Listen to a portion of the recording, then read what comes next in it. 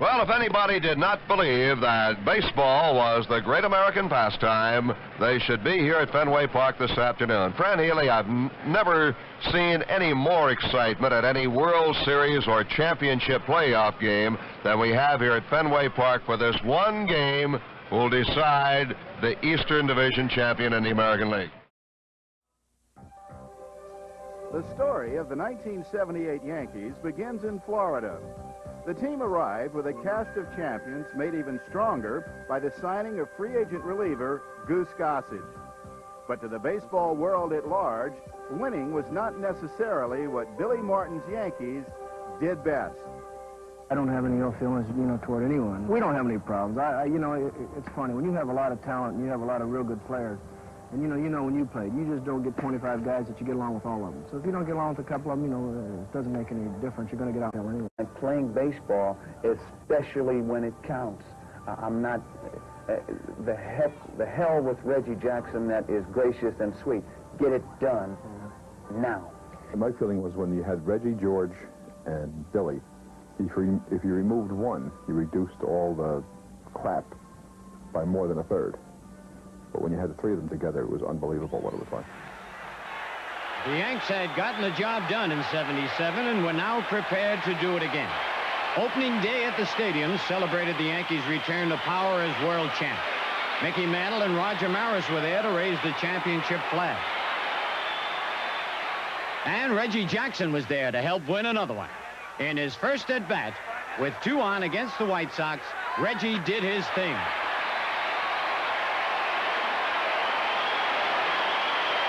Counting the 3 homers he hit in the last game of the World Series, it was Reggie's 4th home run in his last 4 swings at Yankee Stadium. It gave the Yanks a 4-2 win and was a fitting debut for Reggie and the Reggie Candy Bar.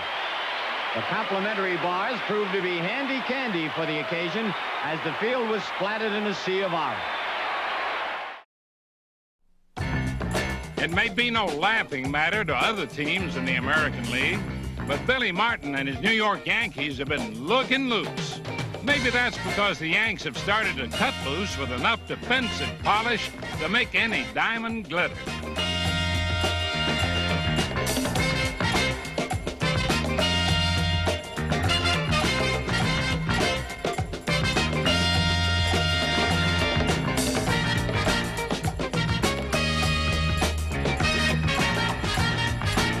No doubt about it.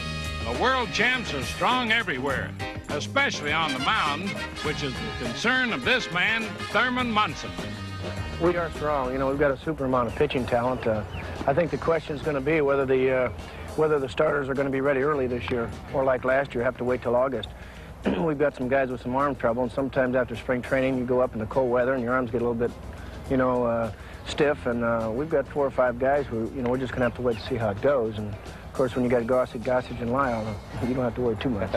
For over a year, the Yankees have worried about Catfish Hunter, but those worries could be almost over. The Catfish looked strong when he beat the Royals for his first victory since August of last year.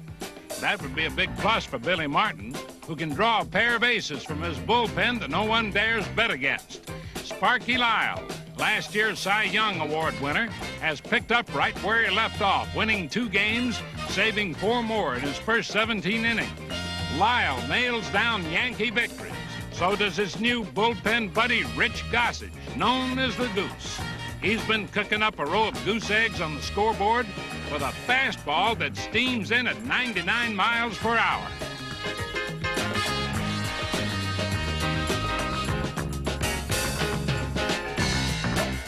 The Yankees really began to roll when they slowed down the Kansas City Royals in their first confrontation since the 2 teams clashed for a pennant last year. Greg Nettles is famed for cold Aprils, but May has arrived and Nettles is heating up. Deep to right, it's going, and it is gone. An 8th-inning blast that completed a Yankee 3-game sweep over the Royals. The Yankees are back to swinging the bats in Bronx Bomber tradition. Chris Chambliss hadn't hit a homer in his first 24 games.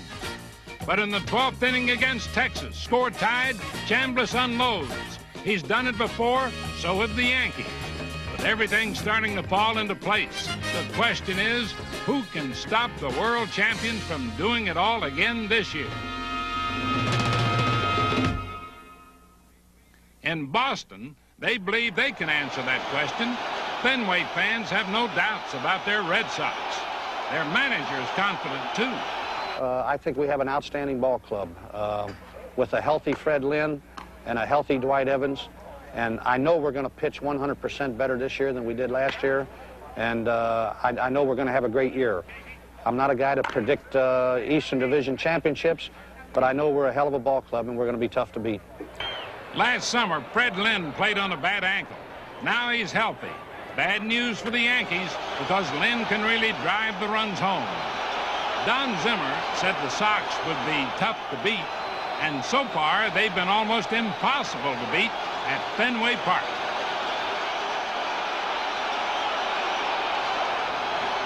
Last year's American League home run champion, Jim Rice, is ahead of the pack this year in both home runs and RBI. But they're used to cheering the long ball at Fenway. Sox sluggers led the majors in homers last year. But lately, the crowd's been cheering everybody, like new second baseman Jerry Rennie.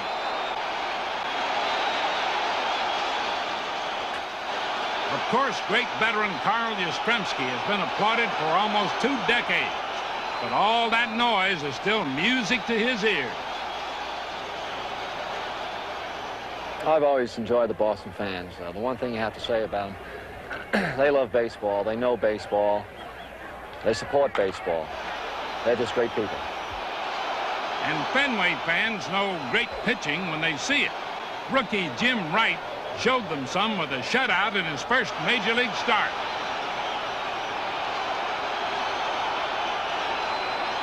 For another pitcher, the fans took a special initiative to show their appreciation. Mike Torres, former Yankee, had a shutout going with 2 outs in the 9th against Chicago. Bobby Bonds had to wait while the fans let out a long standing ovation. No pitcher could disappoint a crowd after that. Strike 3. The game's over. But if Red Sox pitching continues like this, the season may not be over in Fenway Park until sometime in October.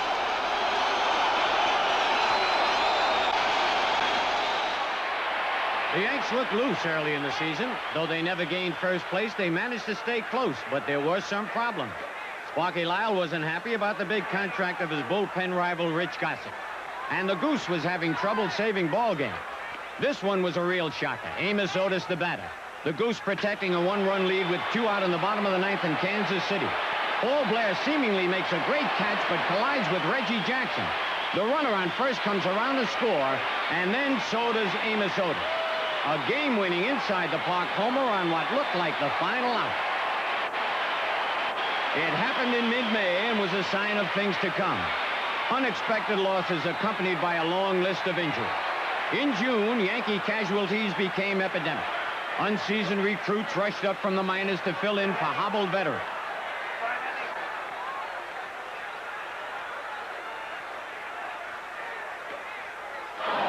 While the Yankees floundered, the Boston Red Sox were busting out all over. The Yanks trailed Boston by 7 games when they had their first head-to-head meeting in late June, and then the Red Sox proceeded to set them still further back, taking 3 out of 5 in 2 series to drop the Yankees 9 games out. The Red Sox simply embarrassed their rivals, especially youngsters like rookie starter Jim Beattie. After being devoured by Boston bats, a tearful Jim Beattie was forced to make a hasty exit to the minors for some special instructions under pitching coach Clyde King. Showing of the once proud Yankee ace Catfish Hunter. For 2 years he'd struggled with a bad shoulder, but now the pain that came with every pitch had apparently triumphed. Barring an unforeseen miracle, Catfish claimed he just couldn't throw the baseball anymore. Nearly every day seemed to bring another piece of bad news, except every 5th day when this young man took the mound. Good crowd here at the stadium tonight, and they're going to be behind Guidry on every pitch that he throws. All right, he's going to swing away now and strikes out. He foul-tipped it in Munson's mitt. So Guidry picks up his first strikeout of this ball game. Listen to the crowd now, and every two-strike count, you'll hear him. The 1-2 pitch. He struck him out. Strike 3 is called, and Guidry gets out of the jam. The Red Sox at the moment are 7.5 games ahead of the Yankees. 2-2 pitch will be coming, and he struck him out. Third strikeout for Guidry. 1-2 pitch. Struck him out. Strike 3 swinging. Fourth strikeout for Guidry. And the 2-2 pitch again. Struck him out. Swing and a miss. That's 5 for Guidry. 3 in a row. Struck him out. That is 6 for Guidry. 2-2 pitch. Swung on and missed. Got it. 7th strikeout for Guidry, and there's 1 away. Here's a 2-strike pitch. Swung on and missed. 8th strikeout for Guidry, and there are 2 outs. Here's a 1-2 pitch to Redmond. Swung on and missed. Guidry has struck out the side. That's his 9th strikeout. 2-2 pitch. Swung on and missed. Got him with a high fastball. 1 away. Strikeout number 10 for Ron Guidry. And Bill, some fans here tonight have a sign, Louisiana Lightning. Ron will run them out of town. A double by Gritch in the first, singles by Miller and Chalk in the third. 1-2, call strike 3. Caught him looking. And Bobby Gritch is called out for out number 2. Breaking ball is swung on and missed. Guidry has now struck out every angel in the batting order. Here's a 2-strike pitch. Swung on and missed. Rudy goes down swinging.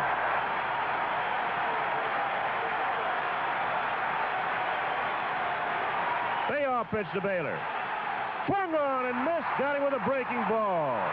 Guidry strikes out the side for the 3rd time in the ball game. Strikeout number 14. Guidry winds. And the pitch. Struck him out. Holy cow, number 15. And listen to the roar. The kick. The pitch. Strike 3. Holy cow, that's number 16 for Guidry. 1 ball, 2 strikes. The kick. The pitch. He got him. Number 17. Holy cow. And the noise builds up.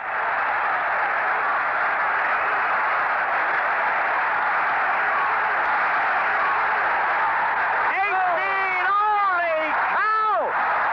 18 strikeouts.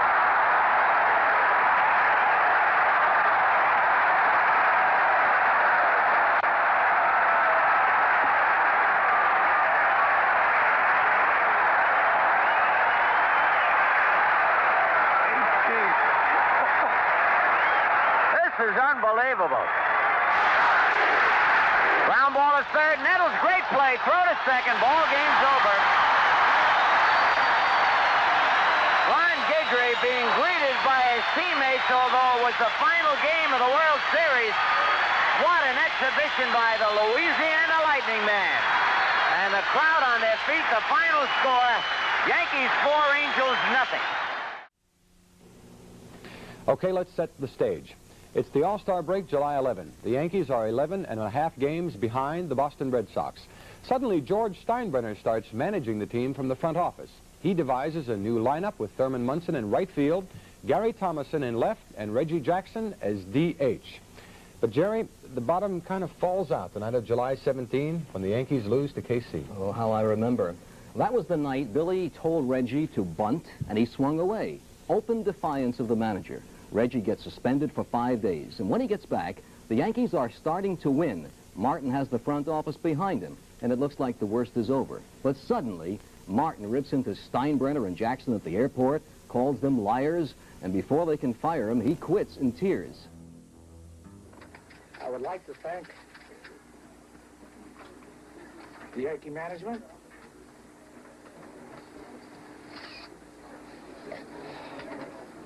the press, the news media, my coaches, my players, and most of all, come on. The sudden departure of Billy Martin left everybody stunned, especially a vast army of Yankee fans and some very loyal players. Billy Martin has always been great to me. We've always had a nice relationship. I believe that he's always done, what he could for the ball club and for the fellas. And I just think that most of the guys respect him. And a little bit sad that the situation ended like it did. Well, Reg and him had a little squabble and everything, and two wrongs don't make a right. But I think Billy Martin is the type of manager that stood up and stands for what the Yankees means. Billy was gone, but Reggie Jackson still had to face a test of coming back under tense circumstances. For the way that they have interpreted the offense, and apologies and whatever, but the way I've interpreted the offense, like I don't really feel I did anything wrong, But, like I'm sorry I caused the guys on the club grief. I just think, if he just get in the lineup and let his bat and glove do the talking. One thing you have to say about Reggie Jackson, if he helped stir up Yankee turmoil, he also helped everyone forget it. Like Catfish said, by letting his bat do the talking.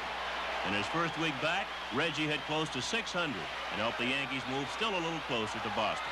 Potential jeers quickly became cheers. But the year of the Yankee comeback had only begun. Later in the same week, former Yankee greats came to the stadium for Old Timers Day, including an unexpected guest, Billy Martin.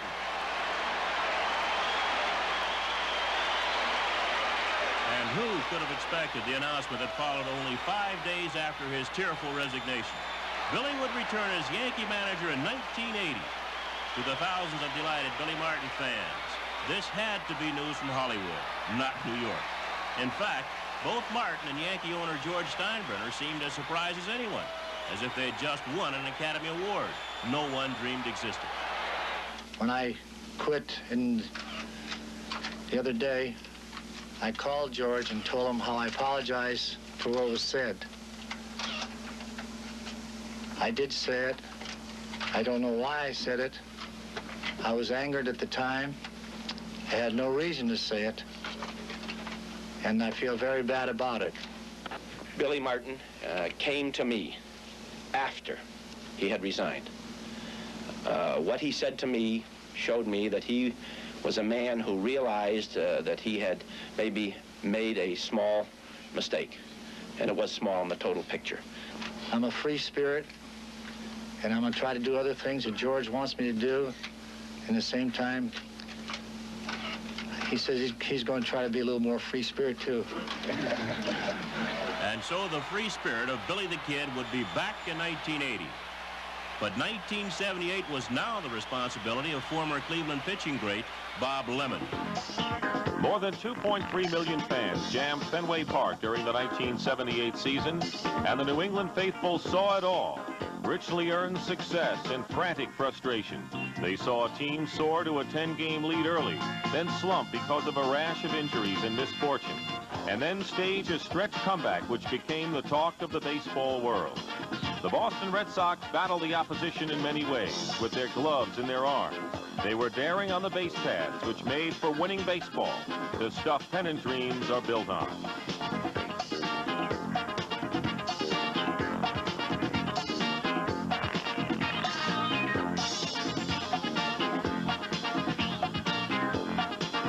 The Red Sox batters rolled up a season's 172 team homers and had a .267 club batting average.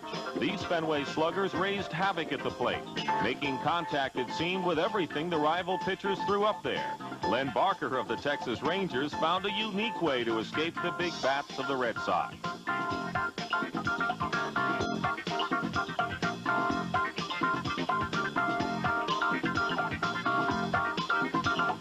The Red Sox had 13 new players on the 78 team, unusual for a club which had finished a close second the year before.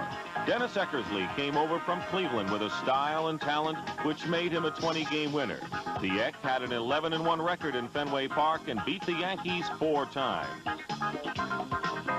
Mike Torres bolstered the pitching staff by winning 16 games in his first year with the Sox. And finally, there was Jerry Remy, whose play at second base stabilized the Red Sox time and again. With First place at stake, the Red Sox took on the young, challenging Detroit Tigers at Fenway Park late in May. When it was over, the Red Sox had taken all 4 games, and Jim Rice was just beginning to show his talent.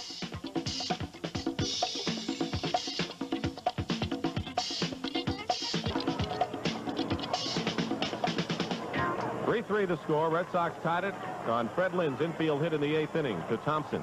And there's a line shot, left field. Looking up, this ball is gone, a home run.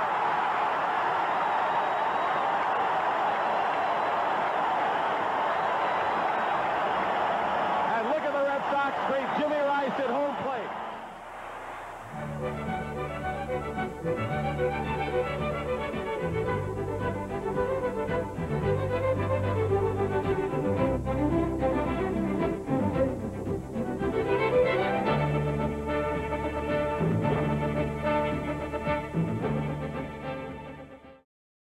In the American League, the New York Yankees are now in serious pursuit of their 3rd straight Eastern Division crown, coming from 14 games behind Boston in mid-July to only 4, playing the kind of late-season baseball that won a title for New York last year.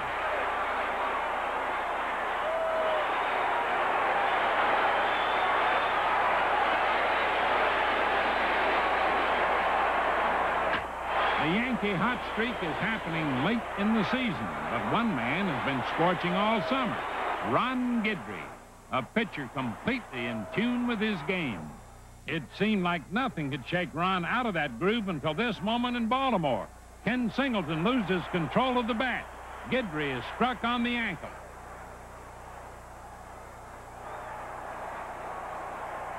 An anxious moment for the Yankees, but not for long. Without even missing a turn, Guidry was back on the mound in Yankee Stadium making a bid to become the season's first 20-game winner. Although he needed a little help, and he got it with the bases loaded from Lou Piniella. How about that? That cat saved at least 3 runs and was all the luck Ron needed to go all the way for number 20. But hang on to your hat. Not only are Yankee fans cheering Guidry, but also others like Catfish Hunter, Ed Figueroa, Dick Tidrow, and a man who drew some boos earlier in the season, reliever Goose Gossage. Against Seattle, with the potential tying in go-ahead runs and scoring position, the Goose struck out 3 in a row on 11 pitches. An awesome display of power pitching. Trying to remember the time in September. It's New York against Boston again. And Yankee fans will tell you the world champs are smoking.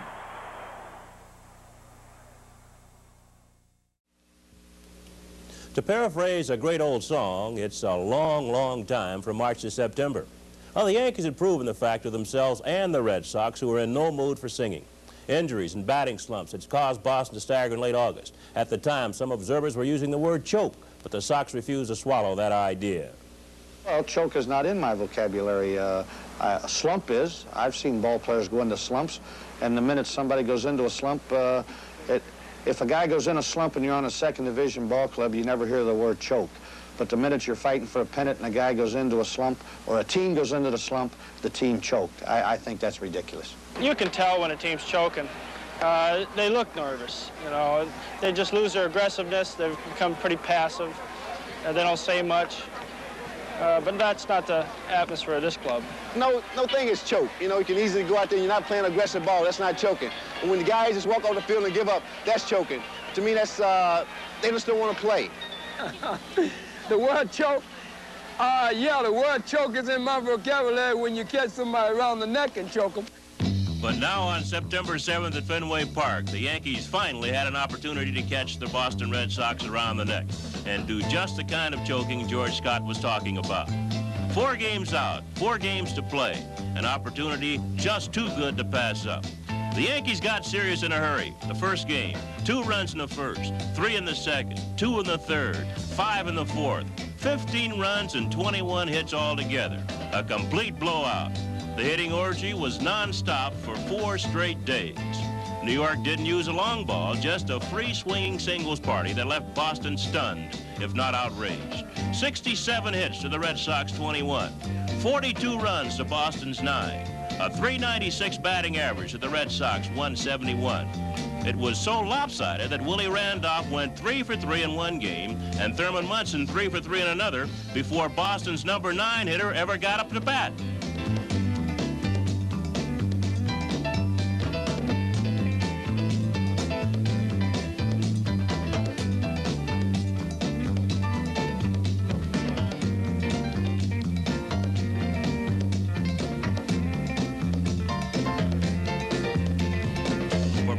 The only question was, what bad news would pop up next?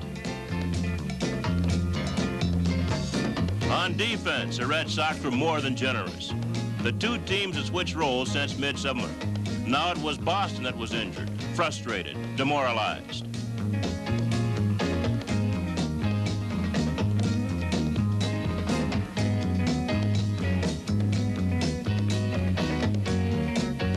While the series was still going on, someone cracked.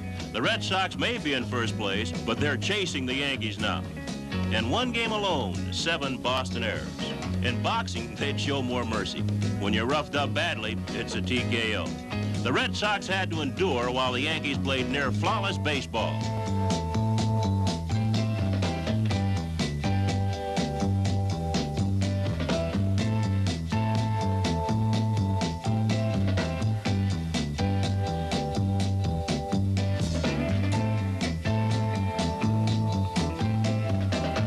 Game sweep vaulted the Yankees into a tie for first place, their first time there all season.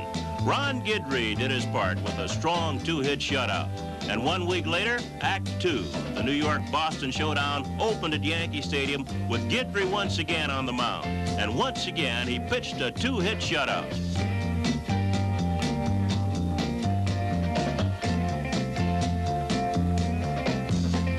Louisiana Lightning was now at the peak of his game, and the Yankees were now on top of the Red Sox by 2.5 games.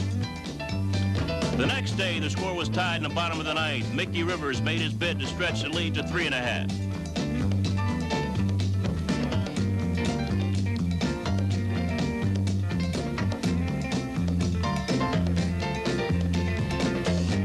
Mick the Quick played most of 78 with an injured leg, but he certainly contributed his share in September.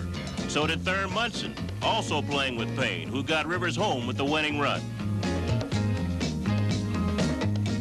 What's it like? Well, I guess it would be like being stranded on a desert island with Jacqueline Smith, really. I mean, things like this come around once in a lifetime. Thinking that you have the lottery, and then all of a sudden you find out the wrong numbers were reported or something. I don't know. Oh, God, it's like winning $1 million in a lottery. Maybe death. Death would be about it. The closest thing that you could come to. Oh, it's like being reborn again.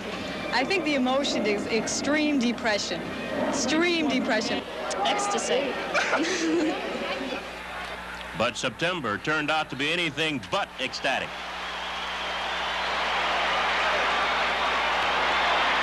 After being hunted by the Yankees, the Red Sox caught fire and began to do some hunting of their own. They closed the gap to 1 game as the two teams began a dance of death in the final week. With 2 games left in the season, Ed Figueroa shut out Cleveland to protect a 1-game lead and assure the Yankees of a tie.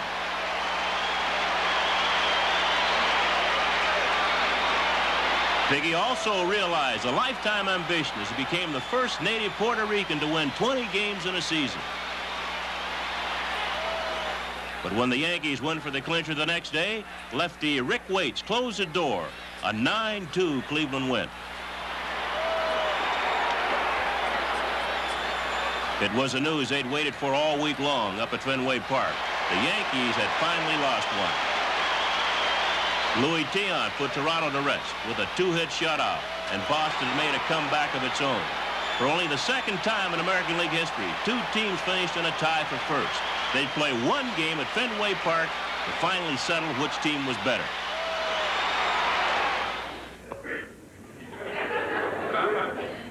Bucky Dent. Bucky Dent. What do you call it when you dent your Bucky?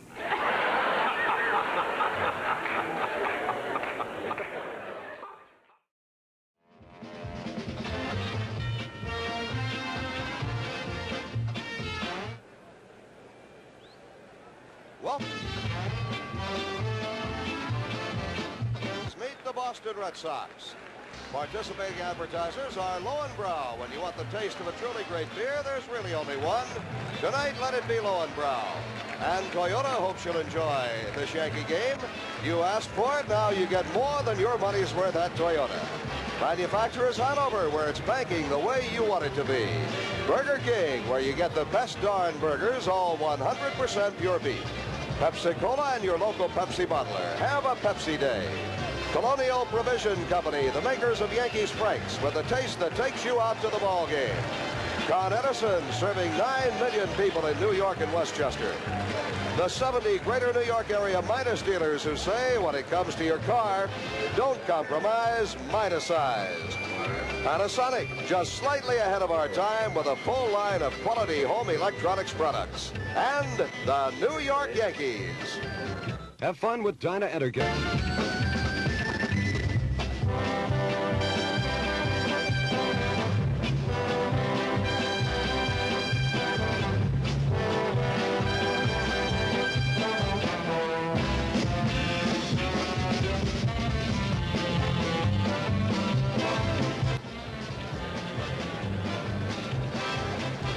Good afternoon, everybody. I'm Frank Messer. Along with the scooter Phil Rizzuto, we'll be joined later by Bill White on a beautiful, beautiful fall day here at Fenway Park. Phil Rizzuto, this is something I've never been through, you've never been through, a one-game playoff to decide the American League Eastern Division champion. It's a shame it has to come down to that, Frank, really. I mean, they're two great teams, and to finish with 99 wins, both of them in 1 year, it's got to be fantastic. You know, it was 30 years ago, almost to the day, actually it was October 4th, when the only other playoff was here, and Bob Lemon was involved in that one too, and that time he was a player. He was a player, so was Al Rosen, who is now the president of the Yankees. And as I recall, the Cleveland Indians won that ball game here from the Boston Red Sox. What about this afternoon's game, Scooter? The Yankees are going with Ron Guidry, again starting with only 3 days rest. Well, if history repeats itself, the Yankees should win, because the Indians went with a left-hander, Gene Bearden, and the Red Sox went with a right-hander, Denny Galehouse. At that time, Joe McCarthy was managing, and Galehouse was the only pitcher to volunteer to pitch that playoff game. And I remember talking to McCarthy later on. He had been the Yankee manager. I played under Joe, and he was very upset because there were some other starters who he thought were better than Galehouse, but Galehouse wanted to pitch, and unfortunately he lost to the Indians. All right, on paper, the Yankees, Guidry, a better record for the year than the Red Sox, Mike Torres, who really is not the #1 pitcher on that staff, and that is not to say that he might not go out this afternoon and pitch a no-hitter. I think perhaps season records have little to do with this one ball game. You're absolutely right, Frank. Most of the times you can throw the records right out the window. The only thing in the Yankees' favor, I think, is that Torres, through his career, whatever team he's been with, has only defeated the Yankees 1 time and lost to them 5 times. Now, this is a big pressure ball game. We know that Ron Guidry is a kid seems to have ice water flowing through his veins. On the other hand, Torres, very excitable Latin type, and if things happen early in the ball game, we've seen it can get to him. So I think both clubs have to get to the starting pitches early, otherwise it's going to be a very low-scoring game. All right, again, traditionally, the Yankees this year have not been a club to come from behind that often. The Red Sox have been a club that can come from behind. My thought is, if you get on the scoreboard first here, if the Yankees get on the scoreboard first, they could be in pretty good shape. I think you're right, Frank, and that's one reason I'm happy that the Yankees are leading off in this ball game. And of course, Mickey Rivers, a big man for the Yankees, unfortunately he didn't get on against the Indians in the game they lost, but if he can start things off, we'll see a ball game. We'll see a lot of excitement. All right, another point, Phil. The Yankees are playing without their regular second baseman, Willie Randolph, acclaimed by most experts as one of the best, if not the best, in the American League. By the same token, the Red Sox are playing without their regular third baseman, Butch Hobson, who is their designated hitter but can't throw. Well, I don't think either position's going to be hurt too much defensively. I think Brian Doyle covers a lot of ground. The kid can make the double play. He's not nearly as good a hitter, we know, as Willie Randolph. And Brohammer the same way. He can field third base. He can't hit, but they do have Hobson in the lineup. He's the designated hitter, whereas the Yankees are going to miss Willie altogether. All right, what about emotions for this ball game? I visited the Yankee clubhouse briefly and sort of an air of quiet anticipation there. The guys trying to relax, but I don't see how anybody could really relax before this game. You can't, Frank. I know. First game before any World Series, I wouldn't sleep all night. We never had playoffs in those days. I'm sure a lot of the Yankee ball players had very restless nights. The Red Sox, of course, got a reprieve, never thinking they'd be in this playoff, thinking that the Yankees were going to sweep Cleveland and win the pennant. All right, and we'll be all set for this very important ball game when we come back in just 1 minute. As we take a look at the New York Yankee lineup, there's Mickey Rivers, and he is the catalyst to this ball club. Leading off and in center field, Thurman Munson. Behind the plate and doing the catching and batting second. Hitting third, and once again over the 300 mark in right field is Lou Piniella. The man who came on strong, Reggie Jackson, in the last part of the year, the designated hitter for manager Bob Lemon, hitting in the 4th spot. And there's a man who's been red hot, Greg Nettles. At third base, he will hit 5th. Batting 6th, and at first base, Chris Chambliss, 274 on the year. And Roy White, the veteran, out in left field. He will bat 7th. Hitting 8th, Brian Doyle at second base. A late scratch, of course. The fine second baseman, Stanley, is hurt. And there's Bucky Dent, the shortstop. He will bat 9th. And the starting pitcher, Ron Guidry, as the Boston Red Sox take the field, Keith. And the crowd roaring. The crowd started roaring when Mike Torres started his walk from the Boston bullpen toward the dugout. And they have not stopped since. But the decibel count did go up some when the team came on the field. And as they go into their defensive positions, let's set the Boston defense for you this afternoon. Playing at Fenway Park, of course, you're dealing with the old monster, the green wall that is just a short distance away from home plate. You look at it and you think, why, my grandson could hit one over that. It's not that easy. The wind is blowing in, and Carl Yastrzemski is as skillful as anybody playing caroms off that wall. He's so many times in his career held swift people to singles. Out in center field, a man who's been carrying a red-hot bat, a fine defensive player, Fred Lynn. Over in right field is where the change is. Jim Rice, Major League Baseball's leading hitter of 1978, is in right field. Normally, you'd expect Dwight Evans, but he's not there. At third base, it is Jack Brohammer, and the Red Sox win streak started when he moved to third, replacing sore-armed Butch Hobson. Rick Burleson has probably been playing the best baseball of anybody over the last month. At second base, Jerry Remy, little fella who is a fire plug and a fighter all the way. Great speed. The boomer, George Scott, at first base. That has been relatively quiet this year, but he is always a threat at the plate. Behind the plate for Boston, the man who stabilizes this entire team, Carlton Pudge Fisk. And on the mound, the big right-hander, Mike Torres, who got a couple of wins in the World Series for the Yankees a year ago. In Boston this year, those are his numbers. And he has not been particularly effective over the last month. In that victory that he got 1-0, that was so encouraging for Zip Zimmer and the entire Red Sox organization, one must remember that there were 4 double plays turned behind him. So we're ready to go. Put it on the table, and let's see what happens. And ladies and gentlemen, let me go on record right now as saying, if you don't believe baseball is our national pastime, you should be here at Fenway Park this afternoon. Absolutely nothing like it. I've seen playoff games, I've seen World Series, and this has got to top anything I've seen in my baseball career. Mickey Rivers will lead off for the Yankees, and leading off with the play-by-play, here's Phil Rizzuto. All right, Frank, Mick batted .264 in the year. 11 homers, 48 runs batted in, and this very important ball game will be officially started with this first pitch, and it's low ball 1. You saw the third baseman Brohammer sneaking in on the grass. Absolutely beautiful day, as Frank told you. Couldn't ask for a better day. Mickey using the crouch stance today. High, 2-0. I tell you, both pitchers trying to be very calm, but there's an awful lot of pressure. They know that every pitch, and the ball players know every play is so important.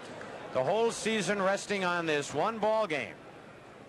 Ball 3, 3-0. And it's strange to see Mickey trying to work his way on with a walk. He has gotten more walks this year than any other year as a Yankee. And that's not many, though it is 27. So Mike Torres, 3-0. High, ball 4. He didn't come close for a strike. And we told you, when Rivers gets on, things happen. Against the Red Sox this year, Rivers has stolen 2 bases in his only 2 attempts. George Scott's coming over to talk with Torres to settle him down a little bit. You cannot imagine the tremendous amount of pressure that the ball players feel in a game like this. Now Torres wants a new ball. I don't blame him. He didn't get that one near the strike zone. Thurman Munson batting .297, 6 homers and 70 runs batted in. Thurman came up 32 times against the Red Sox pitching, Scooter. 10 base hits, 9 singles, 1 home run. All right, the wind, by the way, blowing quartering from left center over towards right field. And a lot of balls were hit on the screen against the wall in batting practice. Rivers leads away. There he goes. And it's high, the throw to second. He's safe. Holy cow. Mickey Rivers surprised everybody. A perfect throw by Fisk, but a stolen base easily. Watch it here. Watch the jump Rivers gets. He steals that base on Torres. Look at him going before Torres even releases the ball. Fisk made a perfect throw and didn't even come close. Rivers stole that base on Torres. And had it not been for one of the best throws you'll see ever from a catcher, it wouldn't even have been that close. You're right, Frank. So Rivers at second, and the pitch, by the way, was a ball. That's 5 straight balls that Torres has delivered. So the Yankees playing wide open baseball here in the first inning.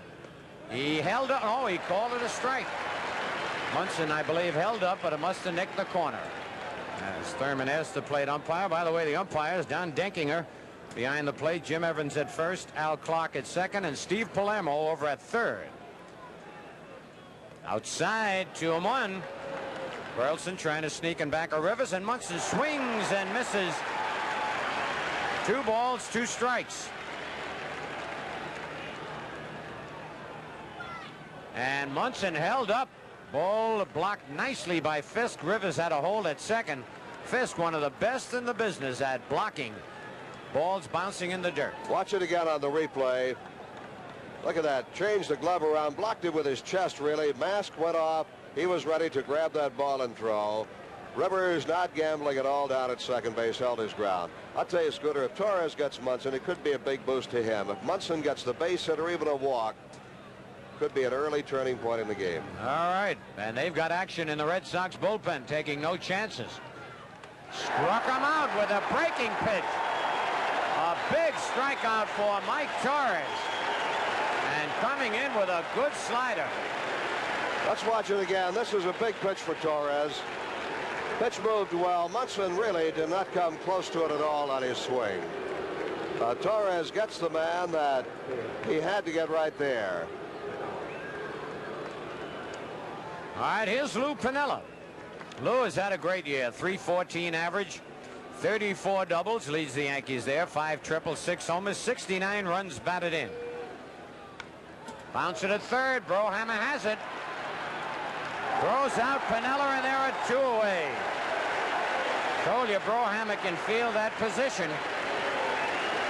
He ranged far to his left for that one. And now the crowd building up their boos for Reggie Jackson. We'll watch that last play again. That's a good pitch for Piniella to hit. He hit on top of it. Good play by Brohammer to his left. Knows he has plenty of time to get Piniella, who is not fleet of foot to start with and still has an injured heel. Hard to run. Well, Torres really throwing that slider now. He didn't have control of his fastball. And that's the pitch you got to go the opposite field on if you're a right-hand batter. Reggie Jackson batting .274. 26 homers and 96 runs batted in. Threw the fastball right by him. And that was right over the plate, not in on Reggie. He had a clean swing at it. He was not tentative on his swing, so he makes contact. He can make the ball go, but he's got to get hold of it. Strike 2. That one was on the inside corner. See the flag. It is. It's blowing, as Phil told you, quartering out toward from the left field corner, sort of toward right field. It's strong enough to be a factor in this game, too. Could hurt a left-hand hitter, could blow a ball foul that could stay fair down the right field line. All right, Reggie trying to get comfortable at the plate. And hits one to left. Will it carry?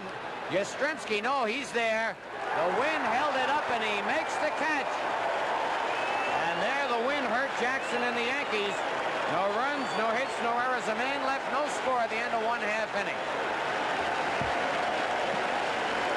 Let's take a look at the Red Sox lineup. That's Rick Burleson will lead it off. He'll be at shortstop. And a scrappy little guy, Jerry Remy, batting second and at second base. Jim Rice with 46 home runs on the year in right field. The veteran Carl Yastrzemski in left field. 16 home runs on the year, 79 RBIs. And Carlton Fisk, who handles his staff so well, batting fifth, doing the catching. Hitting sixth, the red-hot bat of Freddie Lynn in the lineup in that sixth position in center field. The designated hitter is Butch Hobson. Hobson can't throw across the infield, but Zimmer will use his bat. And the boomer George Scott hitting eighth. He's at first base. And batting ninth, Jack Brohammer, who has filled in very well for the Red Sox this year. So now the Red Sox have a boost as they come to bat here in the bottom half of the first. They'll have Burleson, Remy, and Rice coming up against left-hander Ron Guidry. Ronnie over the year, 24 wins, 3 losses, 2-0 this season against the Boston Red Sox. All right, Frank Burleson batting .248, 31 doubles, 5 triples, 5 homers, and 49 runs batted in. He likes to swing at that first pitch. And fouls it back up on the roof, out of play, strike one.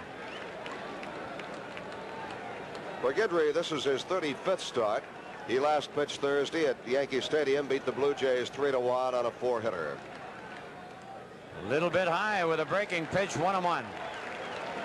Louisiana Lightning, Ron Guidry.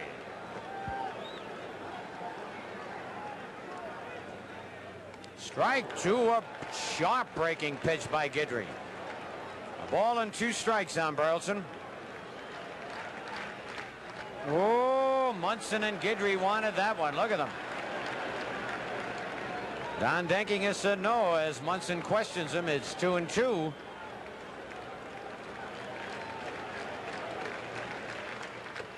Strike 3. I tell you, the pitch before that one was a better one than that one. But he struck out. So every once in a while when you argue, it does you a little bit of good. Watch the last pitch again. Well, that pitch came down more as we saw it on the replay. When I saw it originally, I thought the pitch was coming in higher. It did break down just a bit. All right, here's Jerry Remy, the second baseman, batting .276. He had a fine year. Ball one. He had 23 doubles, 6 triples, 2 homers, and 44 runs batted in. He was injured the last time the Yankees came up here to Fenway to play. High fly, the wind will hold that one up. Roy White moving in under it, and there are 2 away.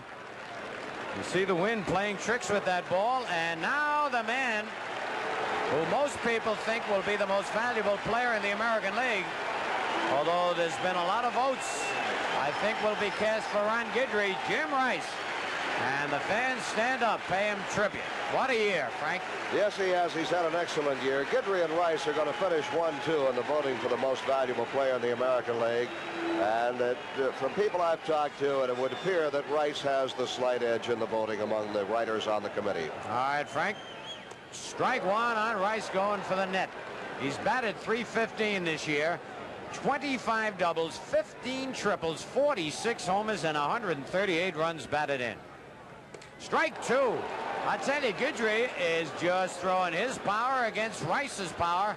And so far, Guidry is out in front. 0-2. Struck him out, though, on a good slider. Holy cow. 3 up, 3 down, end of 1, no score. All right, a quick look into the Yankee dugout. Skipper Bob Lemon with his troops. That's Clyde King on the left. Bucky Dent, number 20, with his back to you. Pitching coach Art Fowler. Reggie Jackson, Thurman Munson with the gear still on. Where's that? That's Lemon right there in the middle. Fowler had just moved down the line. So the Yankees have the left-hand hitters coming up. Nettles, Chambliss, and of course Roy White. all batting lefty. And that wind, Phil, it's strange. It's still blowing out toward that left field wall, and just in a matter of like 1 minute, it completely turned around here. It's unbelievable. I tell you, the pitch is going to have to be on the ball now, both Guidry and Torres. If that wind had been blowing like that when Jackson was up, his ball would have been either on the screen or high up off the wall. I think it would have been on the screen. It was high enough, and it only had to carry about another couple of feet, Phil. That wind would have made a big difference in it. Of course, to get the ball on the screen, you got to hit it high in the air. That wall is only 315 feet down there, but you got to get it up 60 feet high when it comes down to make it go in that screen atop the left field wall. We're waiting for those signs to be taken down. First time I've ever seen them or heard them on the PA system say take the signs down. All right, Greg Nettles steps in. Great year for Greg. Highest he's ever batted in the big leagues. 278. Leads the Yankees in homers. And ball one from Big Mike Torres. Nettles, 23 doubles, 2 triples, 27 homers, and 93 runs batted in. Check swing pop-up. That Burleson moving back, shading his eyes, and makes the catch. As Nettles couldn't check the swing. The ball was out of the strike zone. One away. Here it is again. You'll see a very furtive swing on Nettles' part. Not aggressive at all. They tried to stop the bat, but he made contact. Indication he was fooled on that pitch completely. And here's a guy who could be a key, Phil. He has not been swinging the bat that well in the last few games. No, and he's seen a lot of left-hand pitching, Frank. Chris Chambliss, and he takes the ball. Chris, the lowest I've ever seen him, 274, 26 doubles, 3 triples, 12 homers, 90 runs batted in. Mike Torres, no wind-up delivery. And that breaking pitch is over. 1-1. Torres having problems with the fastball, but he has been getting the slider and the curveball over. And as long as you're having success, you stick with it. Pull, but right at George Scott. Chambliss hit a bullet, but Scott guarding the line as well he should. Give him a single, but not a double. The Boomer comes up with it. Let's see where this pitch is. Right down over the heart of the plate. Chambliss, that little step back, had it right at Scott. I tell you, you got that guy in there, you got a good defensive first baseman. All right, Roy White, the batter.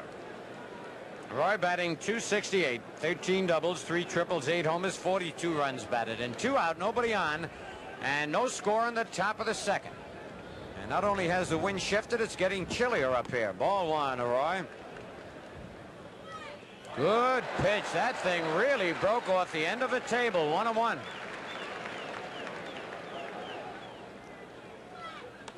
Fouled as Roy went to left field with the breaking pitch away. Ball and 2 strikes. Struck him out. No score at the end of an inning and a half.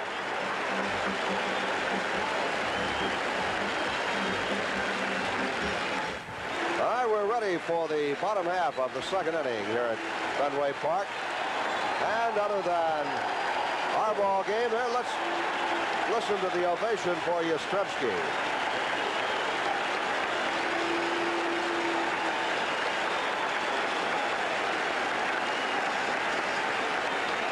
And I can remember the time, Phil, and I know you can too, when Yaz did not hear everybody cheering for him, even in his own ballpark. That's right, Frank. I think it's a great thing that the fans have swung their allegiance back to one of the fine ball players of our era. Absolutely, and Yaz says that this is the most important ball game he's played in his 18 years in a Red Sox uniform. Strike one, Yaz. Batting 276, 21 doubles, 2 triples, 16 homers, 79 runs batted in. We have no score in the bottom of the second. Ron Guidry on the mound for the Yankees. That's gone. It's a home run if it stays fair. And a home run for Yastrzemski. The Red Sox lead 1-0. Oh, he really put a charge into that one.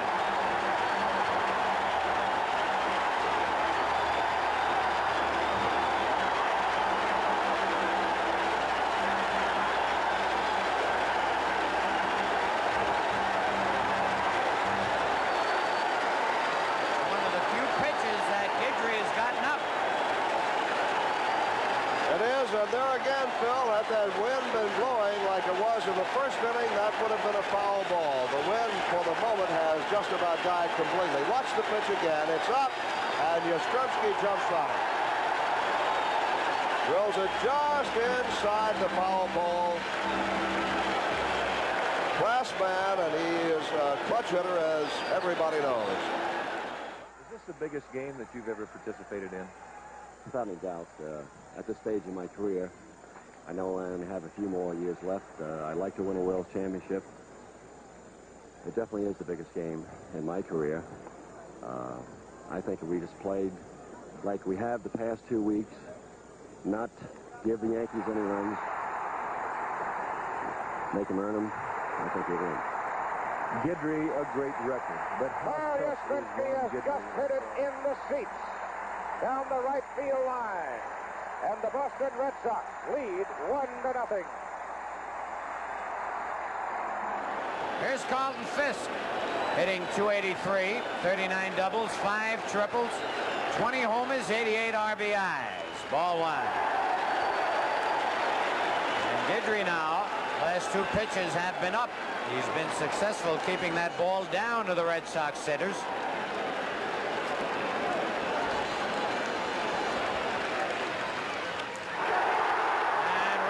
Will get this one. They're not traveling to left field. Roy makes the catch. 1 away.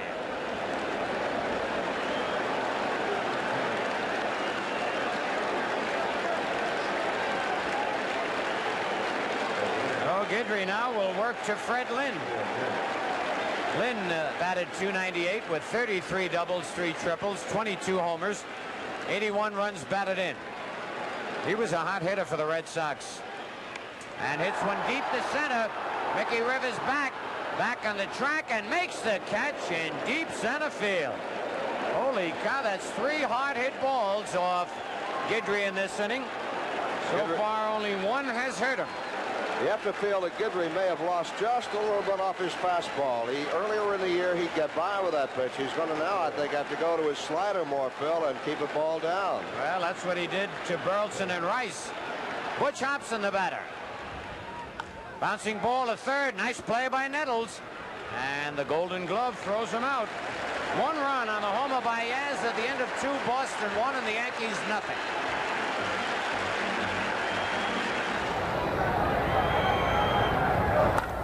Drive to right field. This is deep, and this ball is gone. A home run for Yastrzemski.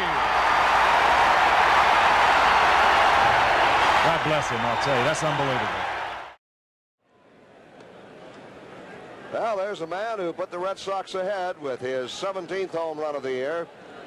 Left fielder Carl Yastrzemski, an institution in Boston baseball for 18 years. Brian Doyle, Bucky Dent, and Mickey Rivers will be the Yankee batters here as we go to the 3rd inning. The Red Sox lead 1-0. All right, Frank. Brian Doyle batted .200 on the year, been about only 50 times, 10 hits, no extra base hits, no RBIs. And he pops one in shallow right. Remy is back there calling for it and makes the catch. 1 away. And once again, we mentioned the wind has completely turned around 100 degrees from the way it was blowing at the beginning of the game. Make that 180 degrees. I'm not going to let you set my compass. All right, Bucky Dent. Bucky batting .243, 11 doubles, a triple, 4 homers, 37 runs batted in. Looper in a right center, Rice digging, and Rice makes the catch. He was playing Dent shallow. The only reason he was able to come up with that ball, they had positioned him perfectly. Watch it again. Defense so much a part of the game of baseball. Got it in down the bat handle. Rice coming on from the right-hand side of your picture to make the catch. Lynn would not have gotten to that ball. Neither would the second baseman, Remy, going back. If Rice had not caught it, the ball would have fallen in. All right, the only Yankee to get on base now against Torres. Mickey Rivers. After that, Torres retired the next 8 batters. Mickey walked and stole a base first time up. Fair ball. And Mickey Mick's going to get at least a double out of this one. It hit the wall and almost stopped. A weird bounce off that wall, and Rivers gets the first Yankee hit of the ball game. A double past George Scott. Let's watch it again. Rivers down in that crouch, strides into it and drills it just past Scott. Fair ball by about a foot or so.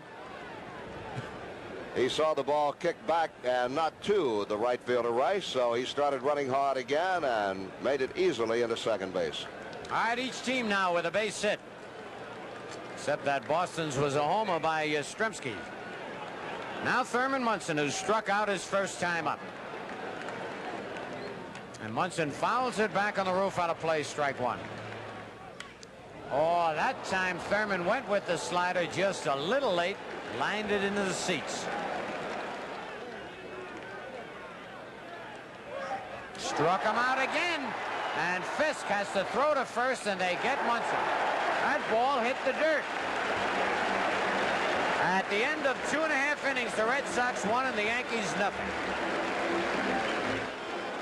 Well, the co-winners of the American League Pitcher of the Week award for the past week, announced here at Fenway Park, Ed Figueroa of the Yankees and Dennis Eckersley of the Boston Red Sox, both of whom became 20-game winners for the first time in their career. And that's always a big thrill. Right now, the boomer, George Scott, batting .230 on the year. And Guidry's pitch high, ball one. Scott ended the year with 15 doubles, 4 triples, 12 homers, 54 runs batted. And I shouldn't say ended the year because these stats count for the regular season. Deep to center. Rivers will not get this one. And it's off the wall. And a double for Scott as he missed a home run. They have hit some shots off Guidry. Rivers played that very well, and now Mickey's going to come in for glasses, I believe, Frank. I don't know whether he even saw that ball or not.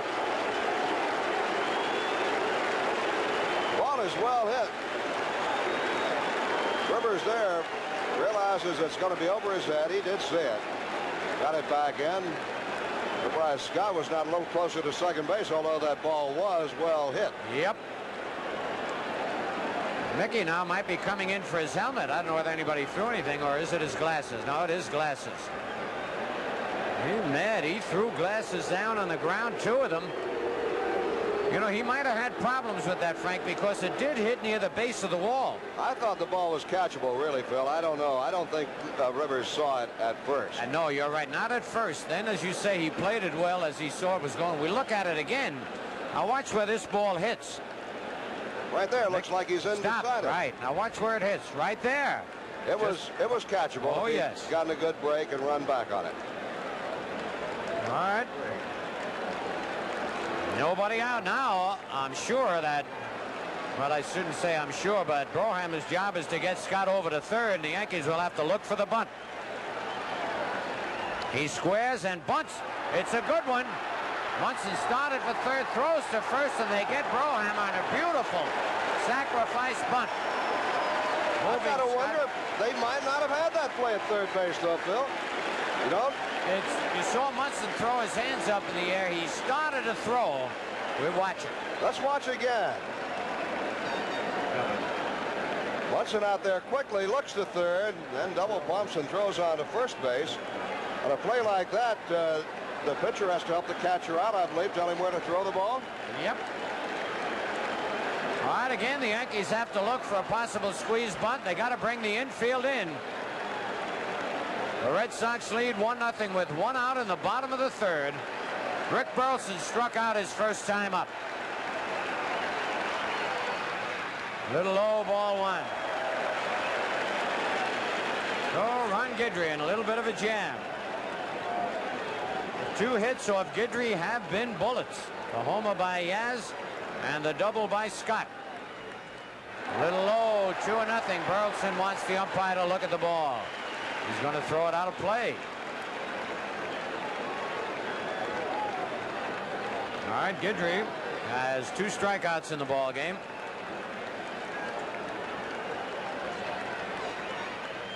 A bouncer, they're going to hold Scott at third. And Nettles throws Burleson out, and that is a big, big play. 2 outs. Scott remains at third base, and the batter now, Jerry Remy. Once again, the Yankee infield has to be alert. This kid can bunt, can handle the bat well. Rivers playing very shallow in center and slightly towards left center field on the left-hand batter Remy. Strike one, a breaking pitch nicked the corner. Remy didn't think so. Whoa. Just missed. 1-1. Strike two, and that kind of a delayed call by the plate umpire Don Denkinger. Again, Remy a little unhappy. 3 very close pitches. All 3 could have gone either way. 1 ball, 2 strikes. Fly ball, and let's see, Rivers and White. White calls and makes the catch. Frank Messer will carry you along the next 3. At the end of 3, Red Sox 1, Yankees nothing. We've seen some clutch pitching on both sides early in this ball game. Torres looks like he's got an excellent slider. He got Munson twice with that slider. I don't know how long he can get away with 2 pitches, though, Frank. He's throwing that fastball and the slider. One key point here, that shadow. Prior to the ball game, the Yankees were complaining they couldn't see well in batting practice, and as that shadow moves out toward the mound, I think both teams once again will have trouble seeing the baseball. Of course, that'll be in the Red Sox favor because they already lead 1-0. So important to get that early score, especially in a ball game like this. Lou Piniella leads off for the Yankees as we go to the 4th. Lou grounded out to the third baseman Brohammer. Strike one.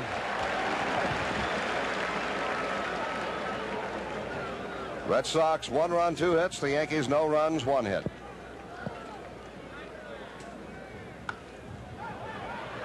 And it's off the glove of Burleson, a base hit for Piniella.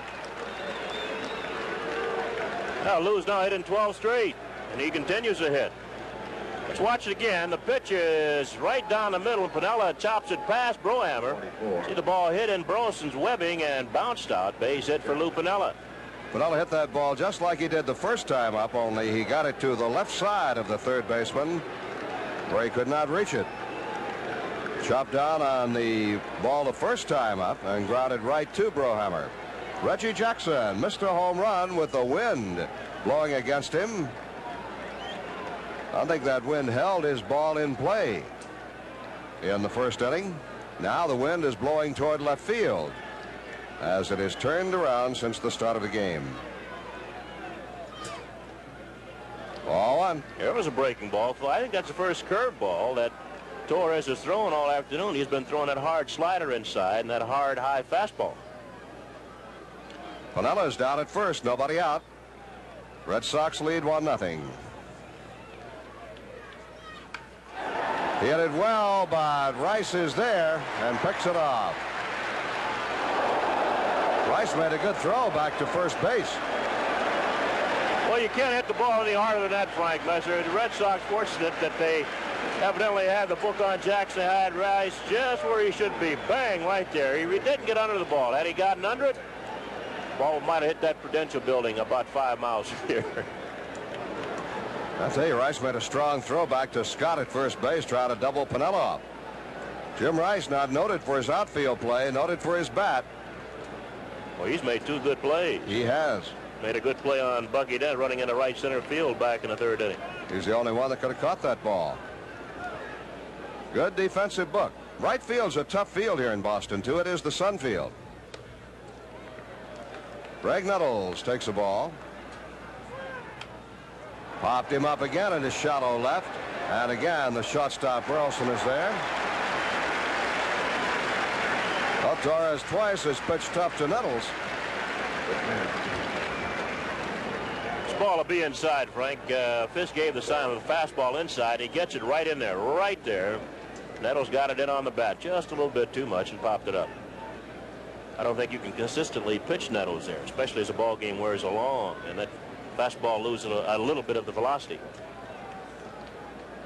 Chris Chambliss steps in. Chambliss hit the ball hard, but right at George Scott. The shortstop Burleson has it right at the bag and steps on second for the unassisted force. At the end of 3 1/2, it's Boston 1, New York 0. Now's the time to start thinking about season tickets for the 1979 Yankee games. Be assured of the best seats for all the action next year by having your own full season or combination plan. For more information, call Group and Season Sales at 212-293-6000. That number again, 212-293-6000.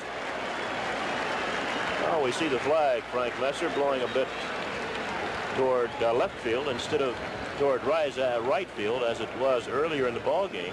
And I think each time Rice has been up, that wind has turned around and blown toward left. You're absolutely right, Bill. That was the first time it turned around when Rice came to bat in the first inning. But nonetheless, Guidry struck him out.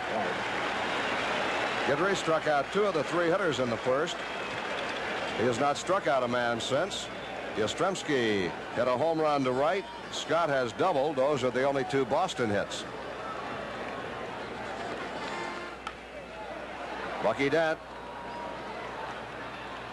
Bad throw, but Chambliss had to tag Rice.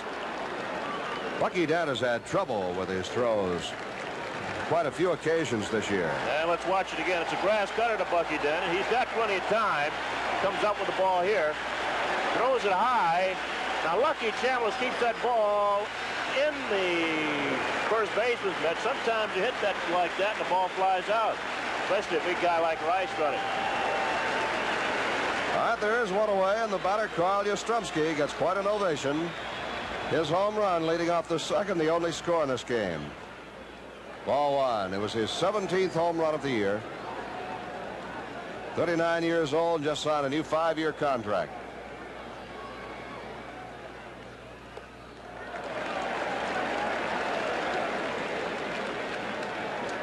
He had many said, years, you say? I told 5 years. He had said that next year might be his last year, but evidently has changed his mind. Maybe that's a year playing and 4 years of PR like Willie McCovey got with the San Francisco Giants. I don't know what the fine print says, but I'll tell you, you got a guy like Yastrzemski around, I think you give him just about anything he wants. Well, Father Time eventually catches up with you, though. When you can't contribute anymore, I think Yaz will know when he should quit, though, probably better than I.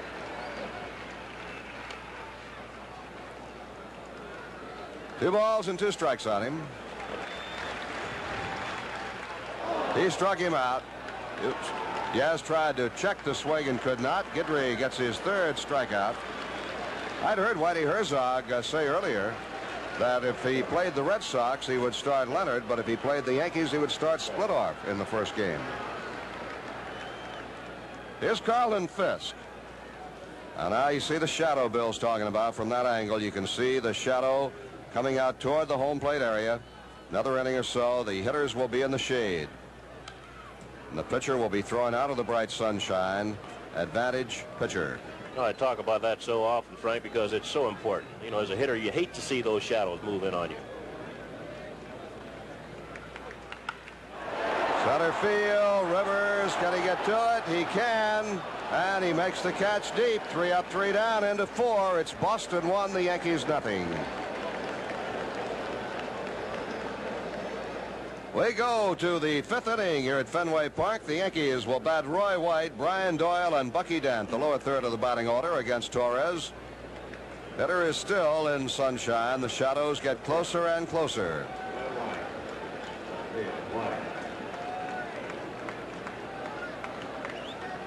Impossible to get a ticket for this ball game. Stadium completely sold out. Roy White struck out his first trip.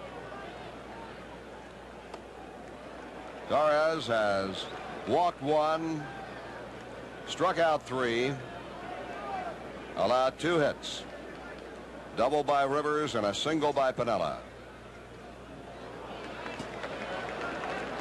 2 balls and no strikes on Roy White. That's ball 3. And he has to duck away from ball 4. Second walk by Torres. Torres walked Rivers leading off the ball game. Mickey Stoll second and died there as the next 3 hitters could not move him up. Munson struck out, Piniella grounded out, and Jackson flied out.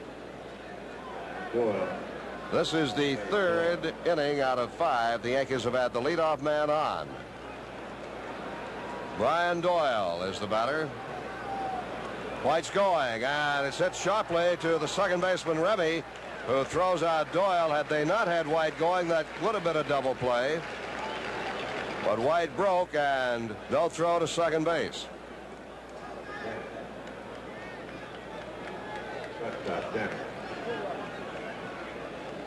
Here it is again. Brian hits the ball hard on one hopper to Remy, who thinks about going to second, but changes his mind and makes a sure play at first base. The Yankees have hit the ball hard, but they've hit the ball right at people. I don't think any ball has been harder hit all afternoon. The ball Reggie Jackson hit to Jim Rice. You don't hit a ball any harder than that. Bucky Dent up, fly to right his first trip.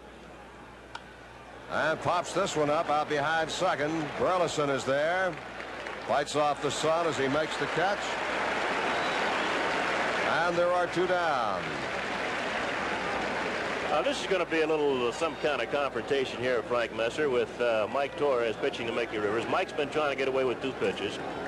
The fastball, which he normally leads the batter off with, and he throw it up and in on you to break you off. Then he'll throw you the slider. We watch this play again with Dent popping it up. Mickey, a pretty good fastball hitter. So he sat over there and he's seen that Torres has thrown only one changeup all ball game and one curveball. And let's see what Torres does with it. First of all, they're going to move Scott back. They're not going to play him in shallow with first base.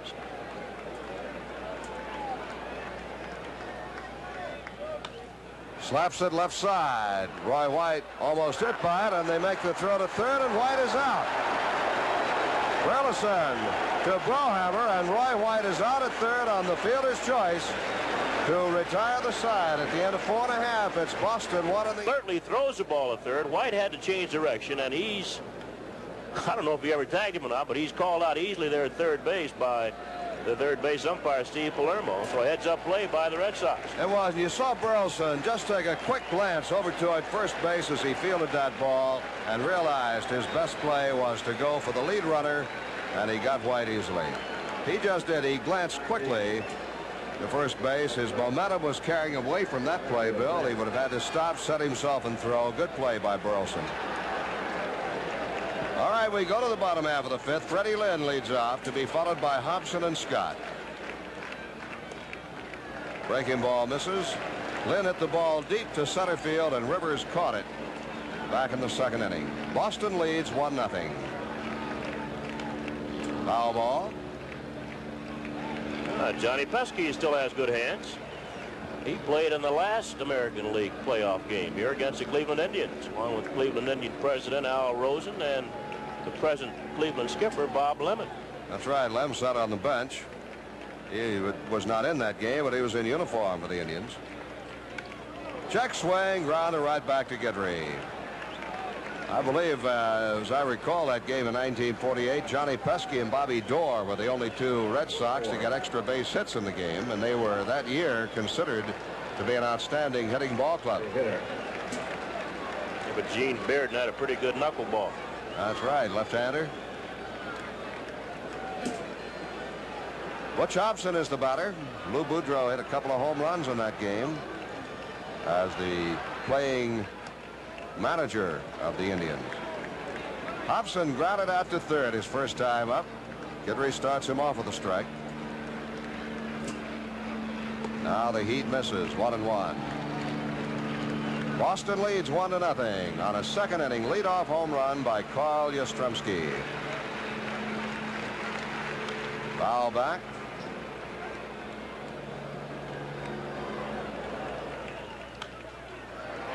Foul ball, foul ball.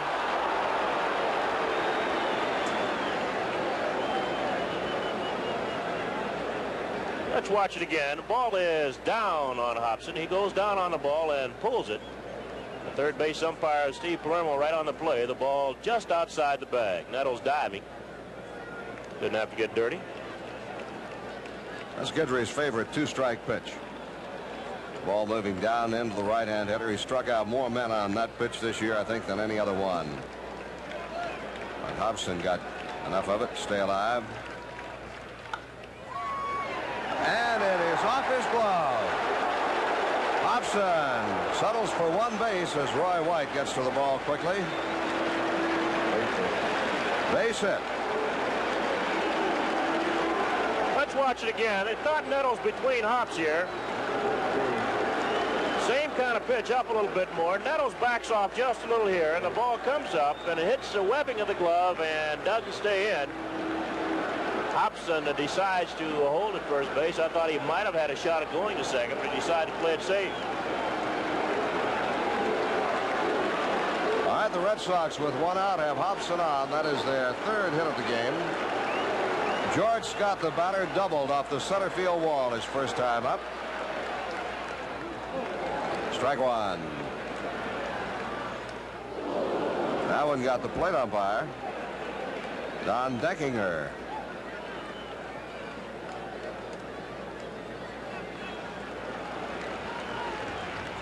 Struck him out. Guidry gets his fourth strikeout.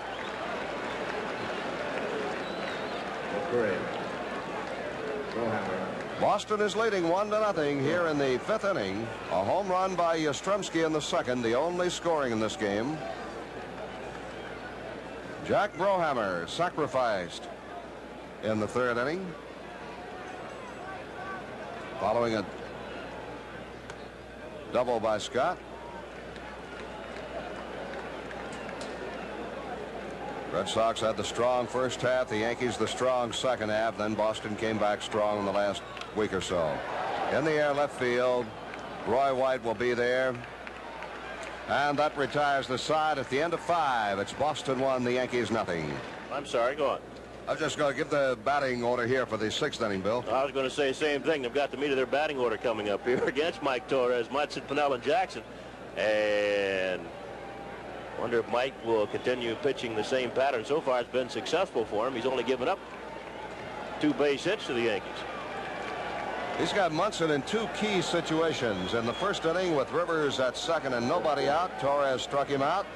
In the third inning with Rivers at second and 2 outs, Torres again struck Munson out. If the Yankees win this game and go on to Kansas City, we will be televising tomorrow night's game here on 11 Alive WPIX at 8 o'clock. And as they say in the trade, no road company, the original cast. Outside of third, strike one on Munson. Foul ball again as Munson is lunging at the pitcher. Yep, he's got him he's throwing that slider, Frank, low and in and low and away. And Thurman, obviously, I think, is having trouble picking the baseball up. Check swing. Did he check it? He did not. He's called out. He's called out by the first base umpire, Jim Evans.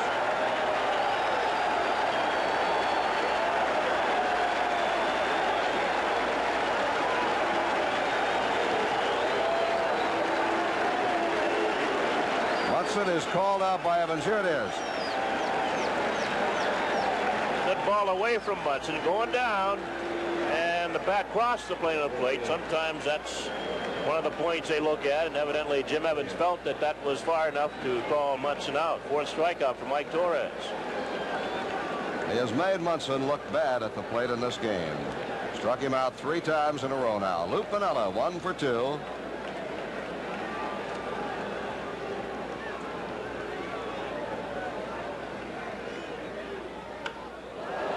Center field, Lynn is after it. Never took his eye off the ball, and he's got it. He had to go a long way for that one. It was hit hard. Never took his eye off of it.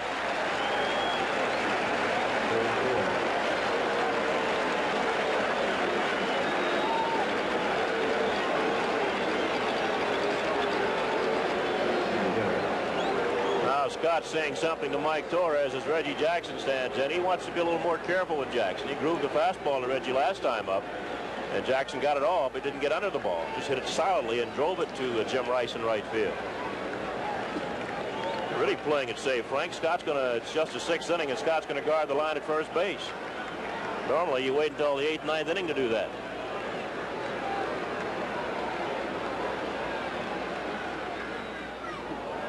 And the dirt bounces back on the screen. First time up, Reggie hit a fly ball to left field. The wind was blowing from left to right at that time, and I've got to feel the wind held the ball up. It was caught right at the foot of the wall by Yastrzemski, a towering fly. Then Reggie lined out to the right fielder, Rice.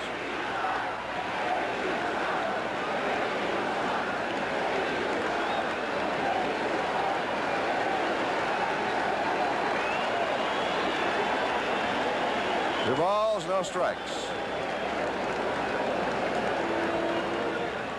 And the count goes 2-1.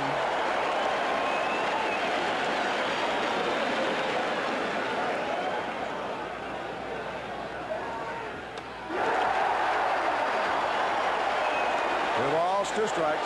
Well, you very seldom hit a home run, Frank, when you swing that way. Normally, you keep your eye on the ball and just carry it through, and that's when you hit the ball well. When you end up spinning around like that, you very, very, very seldom hit the home run. The pitcher almost has to hit your bat.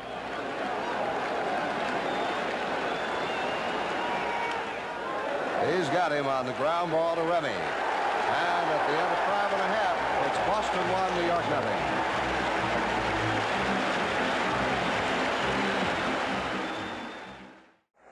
At 9 Eastern time, the Cowboys and the Redskins in the Eastern Division of the National Football Conference. It should be a dandy. Join us at 9 Eastern time tonight over most of these ABC stations. Howard Cosell is down there with Dandy and Frank. That's why he is. Otherwise, he'd be with us having the time of his life, I'm sure, because this is one of the favorite ballparks of Howard, which is where Butch Hodgson plugged him a year ago. He carries his glove on his belt up here now. It's safer at the football park. And we go to the top of the order. It'll be Rick Burleson to lead it off in the Boston 6th inning. There's that tough slider down and in on the right-hand hitter. I'd add, though, that Howard will join us tomorrow night in Kansas City for the American League Championship Series. Look out. Boy, those are the kind of check swing line drives into the seats that you really have to keep an eye on. See Burleson looking over there.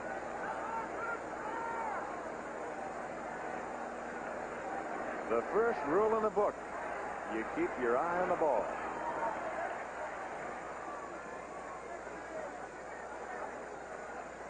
Little treatment there for the gentleman who took that hard shot off the bat with his bare hand. Whoa! Down the line, and this could be for extra bases. White will chase it in the corner as Burleson goes for 2, and he's there with a stand-up double. And you're now getting into your innings where they become really critical.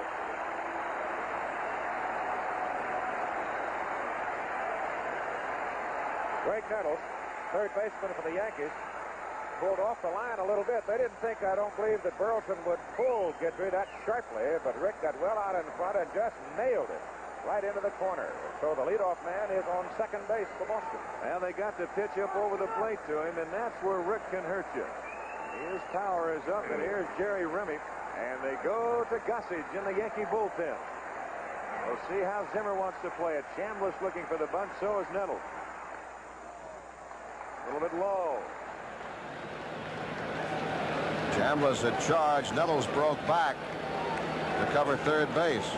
Hopeful of a force play. Or rather, not a force play, but a play at third. Guidry falls behind 2-0 to Remy. Nettles will have to field it, so the runner will advance. Nettles throws him out to Chambliss. 5-3 sacrifice moves Burleson over to third.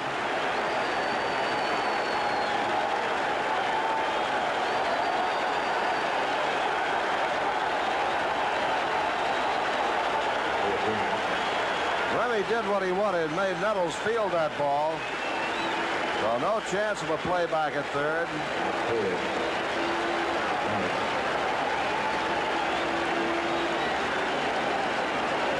That's how they feel about Jim Rice here in Boston.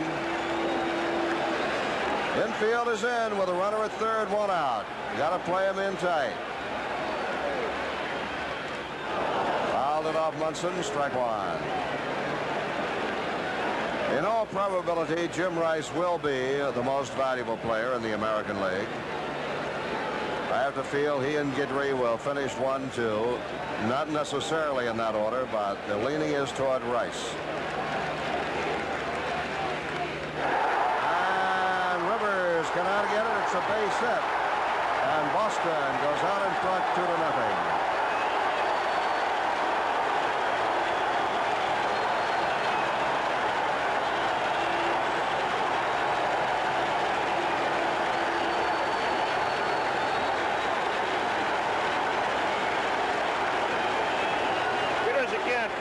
like he might have handcuffed Rice, but this fella's strong. He got the bat way in and then got the head of the bat out. Really didn't open his arms up and get a good swing, but he's so strong that he just ripped that ball to center field. He really did, as you could see it on the replay, just muscled that ball. Pure strength. Yastrzemski up, 1 out, Rice at first.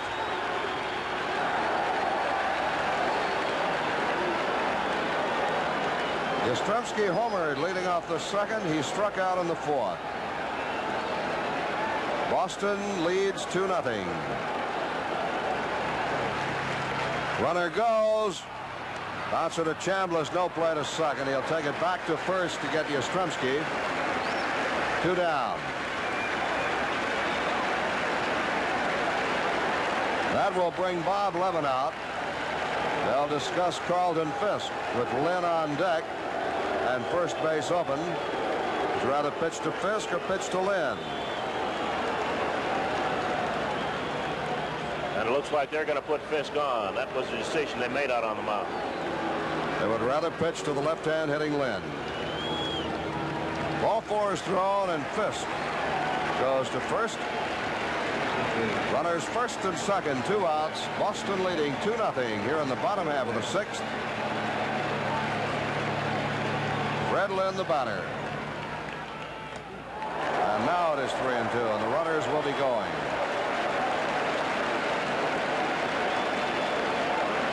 Rice will break from second. Fisk from first.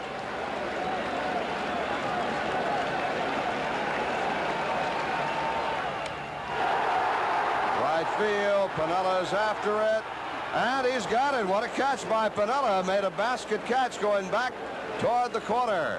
And that retires the side. Bill White will carry along. End of 6. Boston 2, New York nothing.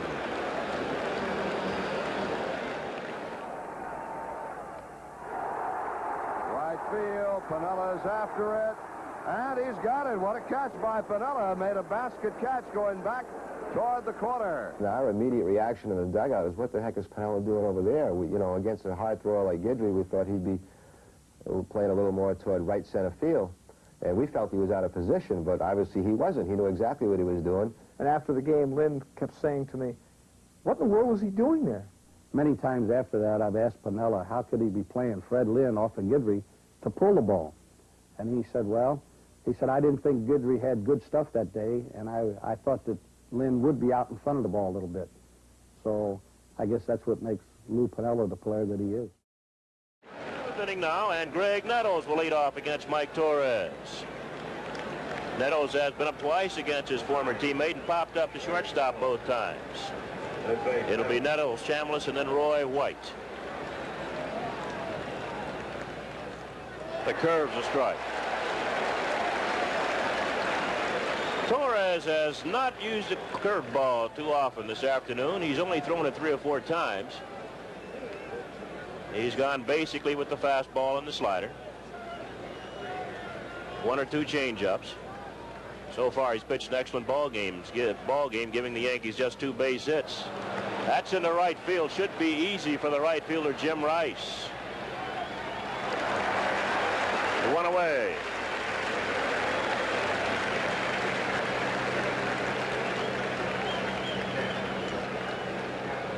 And the batter is Chris Chambliss, the Yankee first baseman. He lined hard to first base to George Scott in the 2nd inning and forced a runner in the 4th inning. So Chambliss is 0 for 2. He's batting .273 now with a dozen home runs and 90 runs batted in.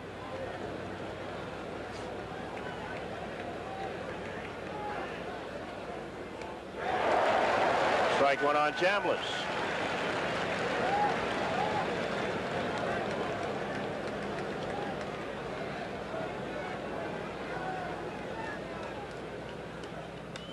Base hit for Chambliss as he goes the other way. And Yastrzemski will block the ball and get it in, and Chambliss will hold it first. That's the Yankees' first base hit off Mike Torres since the 4th inning when Piniella led off with a single. So Chambliss on at first with 1 away. And here's Roy White. He struck out and walked. White's 0 for 1 in this ball game, batting at .267. White has had a great second half. Did not get much chance to play in the first half, but has really come on and done an excellent job with the Yankees here in the second half of the season.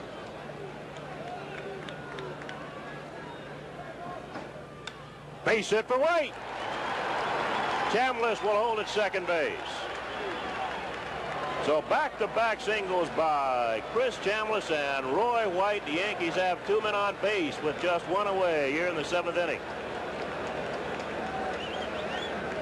And Andy Hassler, a left-hander, gets up and starts warming up in the Boston Red Sox bullpen. And he's joined by right-hander Bob Stanley. So Stanley, the right-hander, on the left of your screen, and the left-hander Andy Hassler, as Fisk wants to talk to Mike Torres. Looks like we're going to get a pinch hitter for Brian Doyle. Jim Spencer being sent out by Bob Lemon. So Jim Spencer will bat for Brian Doyle. Yankees down 2-0. They need the long ball here in the 7th inning. Spencer batting .228 overall. He's been up 149 times, has 34 base hits, 7 home runs, 24 runs batted in. As a pinch hitter, he's batting .304, 7 base hits, 23 times up. The home run, 9 runs batted in. Spencer normally a pretty good fastball hitter. And here comes Don Zimmer, the Red Sox skipper. Now Zimmer and Lemon beginning to play a little chess here at Fenway Park. Zim, since Torres has now given up 4 base hits, might be just telling him to stay away from that low fastball with Spencer. Maybe keep the ball out over the plate, use the breaking ball. Or, let's see, does he want the left-hander? Evidently not. Fisk spins and goes back to home plate, so he's going to let Torres stay in the ball game. Pitch to Spencer. Red Sox have a 2-0 lead here in the 7th inning. The Yankees have runners at first and second, and 1 away as Zimmer goes back to the Red Sox bench.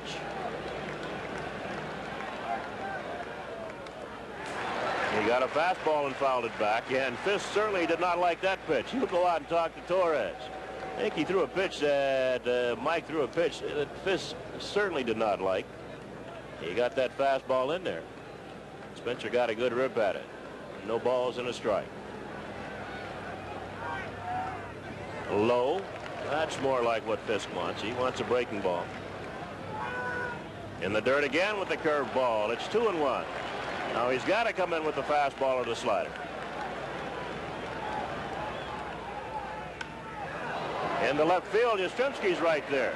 Yaz had him played perfectly. 2 outs.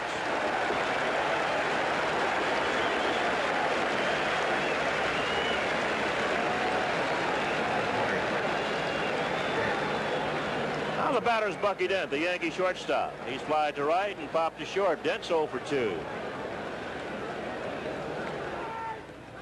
2 low, ball 1.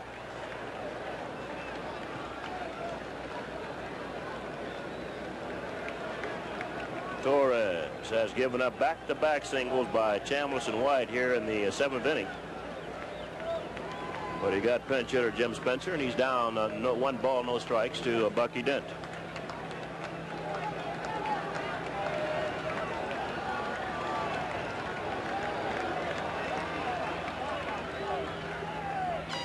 Fouled off his foot. It's 1-1. Bucky's given up wearing that protection on his left ankle. Fouls a lot of balls down there. He had been wearing a shin guard just where he's touching. Gene Monahan, the Yankee trainer, now out talking to Dent. Just off the left end step. Right there. And we'll get the ethyl chloride out and spray it.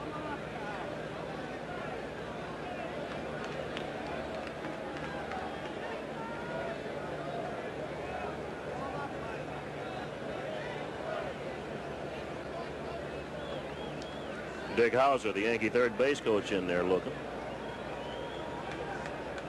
That's only temporary relief. Sometimes I wonder if it's relief at all. Here it is again. Dent getting on top of the ball right off the left instep, and that's Smarts. Well, the bat boy brings Bucky a new bat, and he'll exchange bats. The count's 1-1. 2 outs and 2 on. The Red Sox lead at 2-0 in the 7th inning here at Fenway.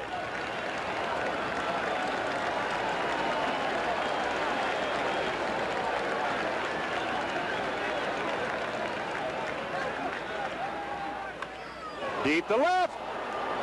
Yastrzemski will not get it. It's a home run. A 3-run home run for Bucky Dent. The Yankees now lead it by a score of 3-2. Bucky Dent has just hit his 5th home run of the year into the screen. And look at that Yankee bench, led by Bob Lemon. Big Cliff Johnson out there. And a happy Bucky Dent. Yankees now lead 3-2.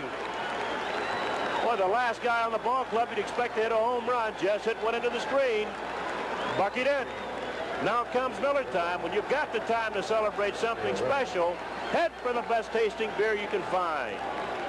Miller High Life. There's that ball going up on the screen. And Mickey Rivers just fouled one back. Chambliss scored. Roy White scored. Bucky Dent floated home, and the Yankees lead it 3-2. Rivers has walked, doubled, and forced a runner.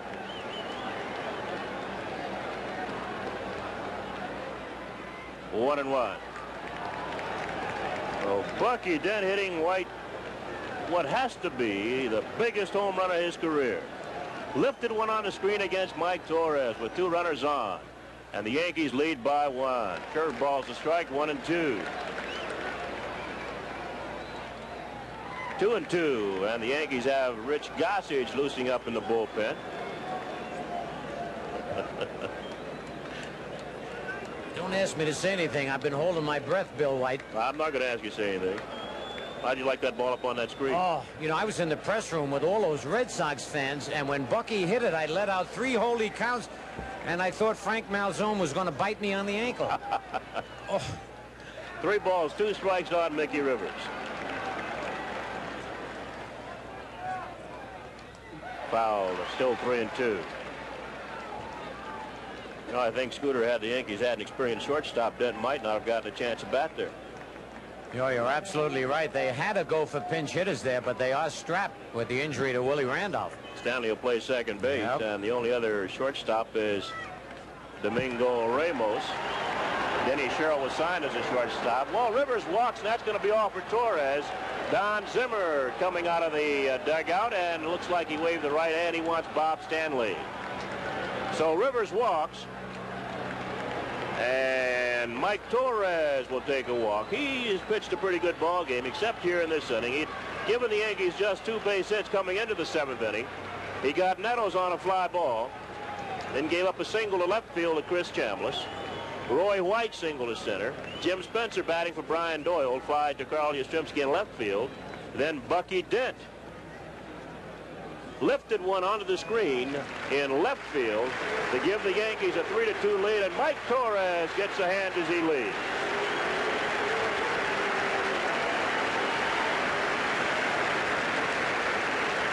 Very dejected. I think Mike certainly wanted to beat his former mate here. He'd said a few things about him over the year. Career-wise against the Yankees, Torres has had trouble. He's only won 1 game and lost 5. Well, the bat boy brings Bucky a new bat, and he'll exchange bats. And now Bucky will step back in with a count of 1 ball and 1 strike. Runners at first and second, 2 outs. Here in the 7th inning, the Yankees are trailing 2-0. Dent is the key man. Stretched by Torres, the set, the kick, and the pitch. Hit deep to left field. This one may be off the wall, maybe in the screen. Home run! Home run for Bucky Dent. Home run, and the Yankees lead it 3-2. Just in the net in left field, and the entire bench is out on the playing field. The dugout has emptied, waiting for Bucky Dent, who has put the Yankees out in front, 3-2. Well, Stanley's finished. He's making his 52nd appearance for the Boston Red Sox. He's won 15 ball games and lost just 2, and he's picked up 10 saves. So he'll pitch to Thurman Munson with Mickey Rivers on at first base, and 2 men out here in the 7th inning with the Yankees leading the Red Sox by a score 3-2. The last time Rivers walked back in the 1st inning, he stole second.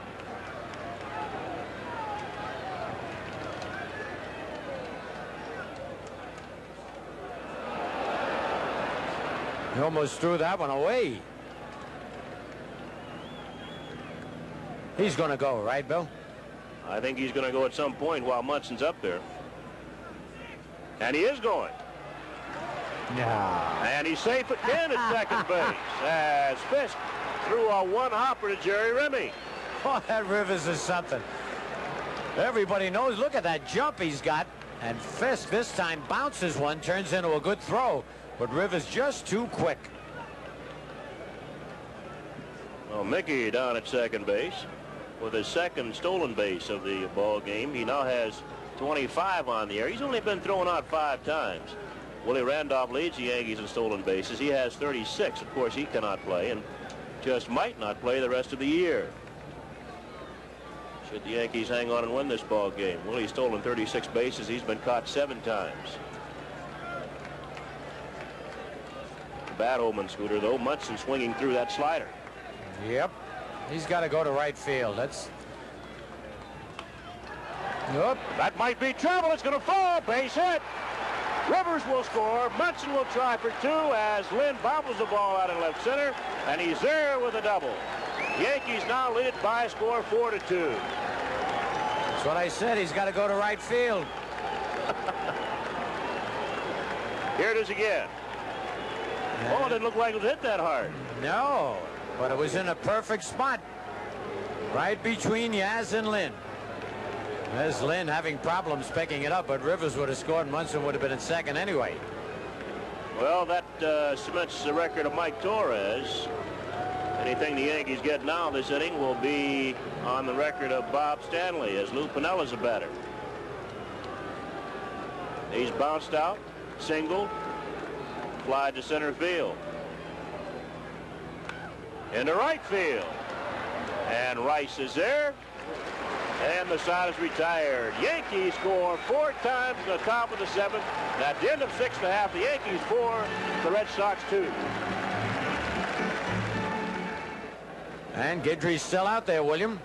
Yes, he is. And let's see, Gossage still throwing on the bullpen. I don't know why Goose threw all the way through the top of this inning while the Yankees were batting for him. I guess he wants to make sure he's good and loose.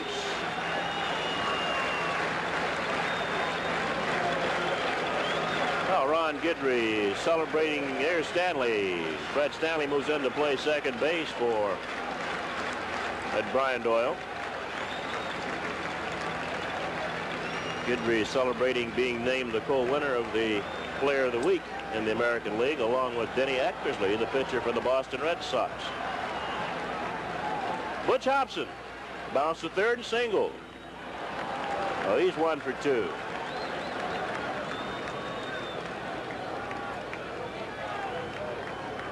Bottom of the 7th, the Yankees ahead 4-2 over the Sox. 2 strikes. Got him. Stayed away from him. Struck out Hobson. 1 away here in the 7th inning. That's strikeout number 5 for Guidry. And he now has, let's see, 243 plus 5, 248. Then again, a reminder that everything that happens in this game is added to the statistics of this year. Oh, Ron Guidry now will pitch to George Scott, the first baseman. That might go through. It'll go through the right side. They had Stanley set up playing Scott to pull. He hit a ground ball through the right side, his second base hit in the ball game. So he's there at first base with 1 away. And here comes Bob Lemon with Jack Brohammer due on. Up, they had Bob Bailey out there.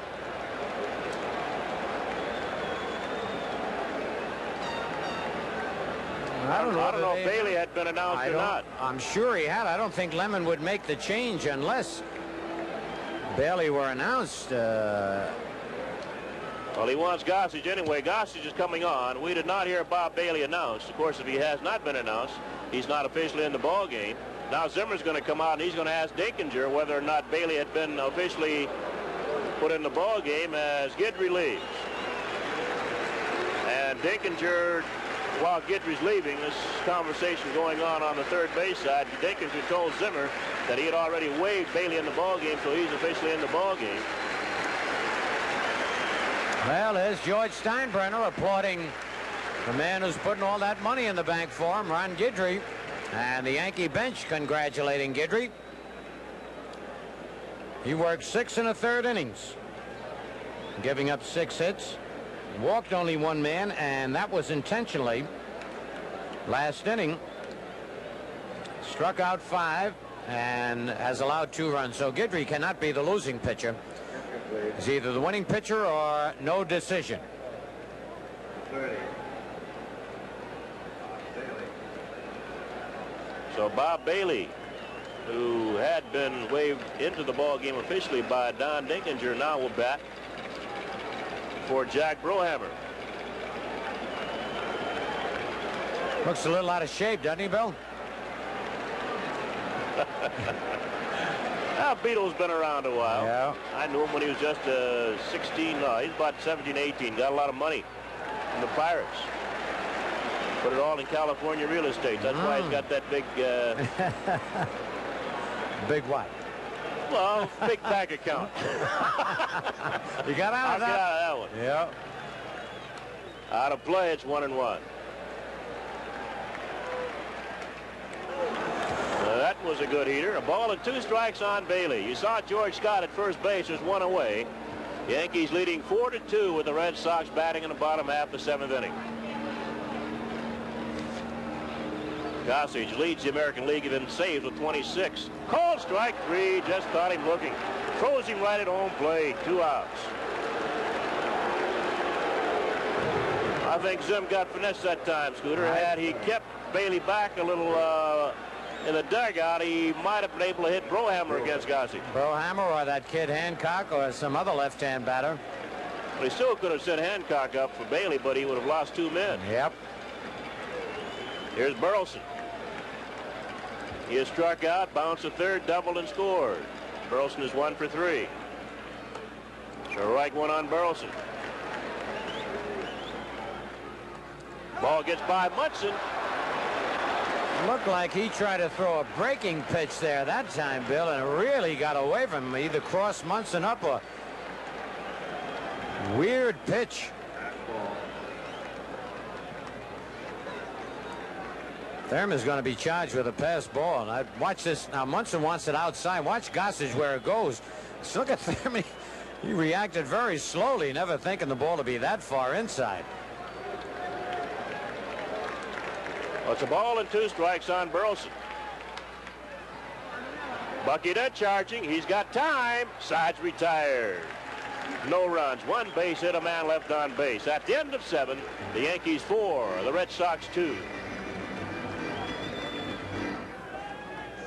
We've got a new third baseman for the Boston Red Sox. Frank Duffy comes on to play third base for Jack Brohammer. Bob Bailey had pinch hit for Brohammer and struck out. Bottom of last inning. Now Reggie Jackson will lead off against Bob Stanley here in the 8th. The Yankees lead 4-2. Jackson is 0 for 3. He's hit the ball hard once and almost looped one on the wall in the first inning. Wind blowing toward right field, held the ball up. Time for Yastrzemski to pick it up. He lined hard to Rice in the 4th and bounced to second in the 6th. 1-0 on Jackson. 2-0 as Stanley tries to keep the ball away. There's Duffy, the third baseman.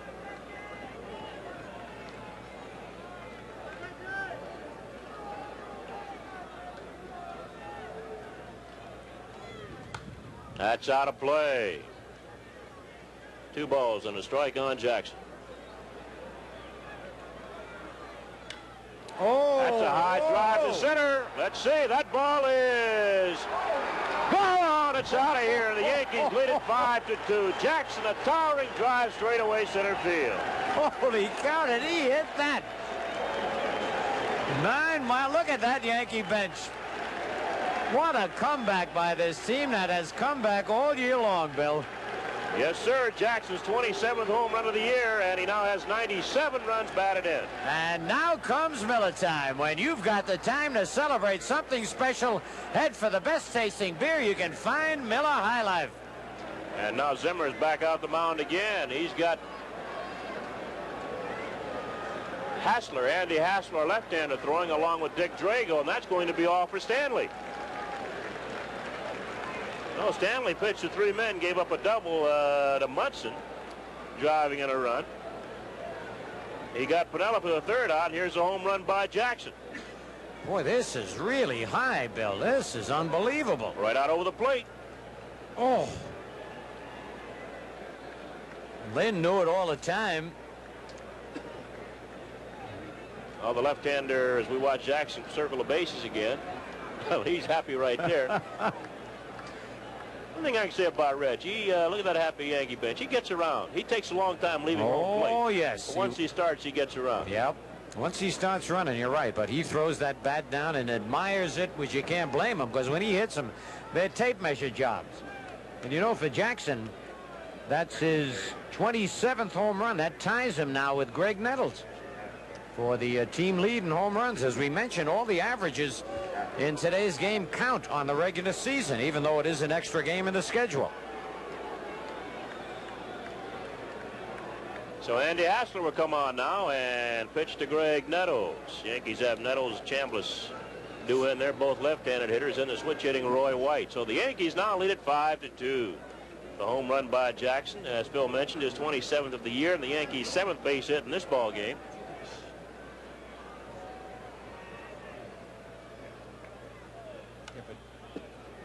Strike one on Nettles. He checked the swing. It's 1-1. Well, it's 2 strikes on Nettles.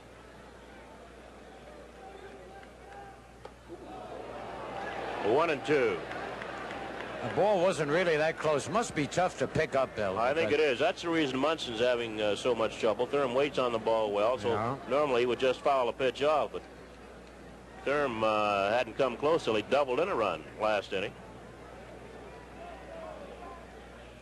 Got him. Nettles goes down swinging for the 1st out.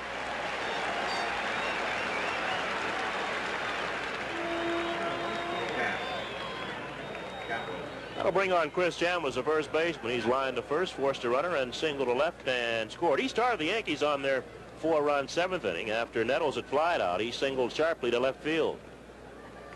Went to second base on a single by White after Spencer flied out, batting for Doyle. Bucky Dent hit a ball on the screen in left field.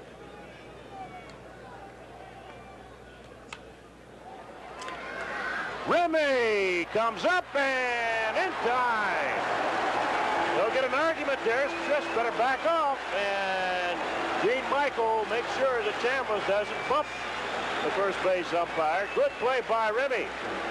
Great play. Lemon started out, but he just wanted to make sure Chambliss was not ejected. Here it is. Never thought Remy had a chance. This is really a great play. Watch how far he dives. Right there, and then comes up, doesn't waste any time. Very close, but no time to get kicked out of a ball game. Whoops, stop right there. Yep, he nudged him a little, but... well, stick got in there and got between them. Yep. So there are 2 outs now, nobody on base. The batter's Roy White. He has struck out, walked, and singled. He's 1 for 2.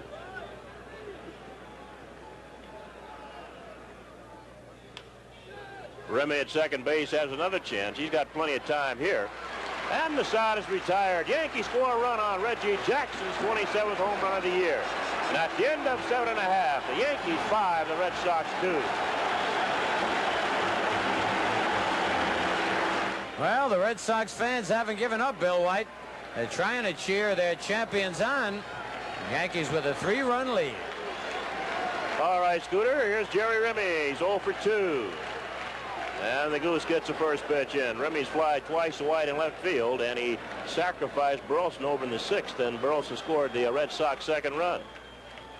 2 strikes.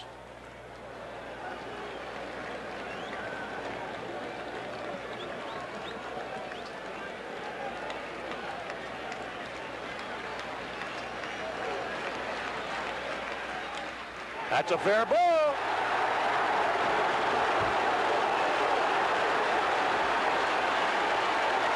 And Remy is double leading off the 8th inning for the Red Sox.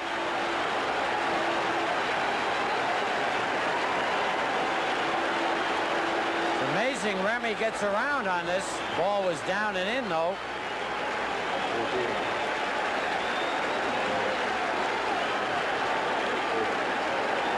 Remy leads off with a double here in the 8th inning. The batter's Jim Rice, the right fielder.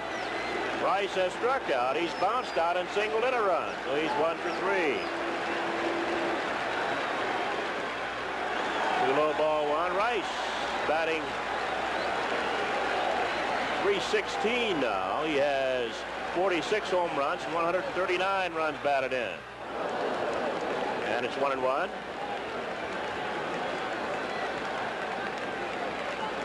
Mentioned, Scooter, when you take swings like that, you very seldom connect. That's right. It looks good. Everybody oohs and ahs, but you very seldom hit it. Reggie had done that earlier, but on the home run, he stayed with the ball. In the right field, Piniella has a long run, but he's there. And the ball be cut off by Bucky Dent. 1 away. I tell you, that Piniella's unbelievable. He's not the most graceful outfielder in the world, but when he gets to a ball, he catches. You know, that play he made on Lynn was a game saver. Right back in the 6th inning, Lynn drove that ball in the corner, hit it hard, and Piniella fought the wind and the sun, made the catch down around his knees. Here's Carl Yastrzemski. Veteran has homered, struck out, and bounced to first base. He's 1 for 3. Yaz got the Red Sox off and running in the 2nd inning with a solo home run, his 17th of the year. That gave him a 1-0 lead. They added a 2nd run in the 6th, but the Yankees came up with 4 in this 3-4 in the 7th to take a 4-2 lead, and they added 1 in the 8th. Top of this inning. And that's a big run right now, Bill. 2-0 on Yastrzemski. Of course, you got to make Yaz swing the bat. Base hit. Remy will score. And the Yankees now lead 5-3 with Yastrzemski driving in his 2nd run in the ball game.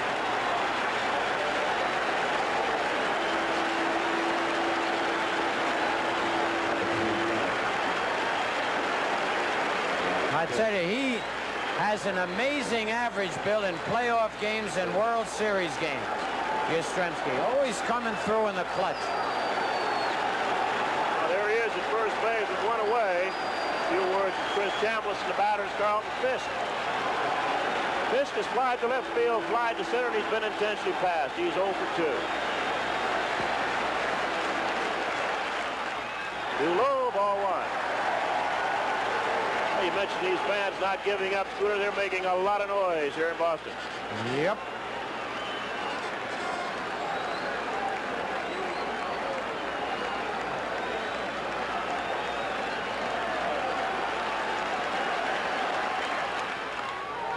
That pulled foul. Fisk getting out in front of a sidearm fastball. That's up in the lights. Way down the left field foul line. 1-1.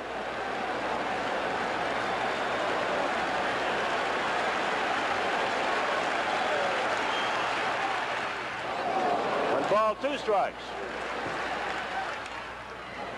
Still 1-2. Breaking ball is fouled off. That's out of play. 2-2. 3 balls, 2 strikes on Carlton Fisk. They're playing it safe. Fouled outside third. Dossie trying to keep the ball down. Here's Yaz at first base, 1 away. Base hit.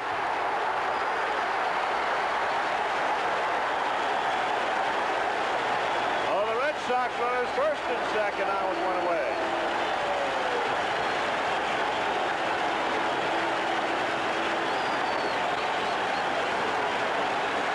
And Munson has a few words with Goose Gossage. Here's the Yankee bench. Yogi Berra getting the outfield straight away for Fred Lynn.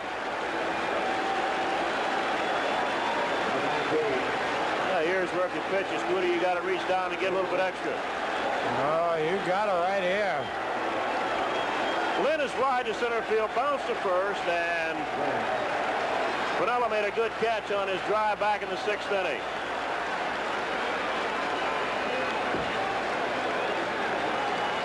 Runners at first and second, one away. Yankees ahead 5-3 in the 8th inning. Red Sox trying to come back in the ball game.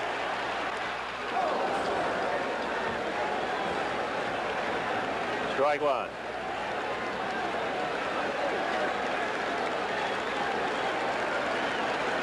Yankee infield looking for two. Base hit. Yastrzemski will score. The lead is down to 1.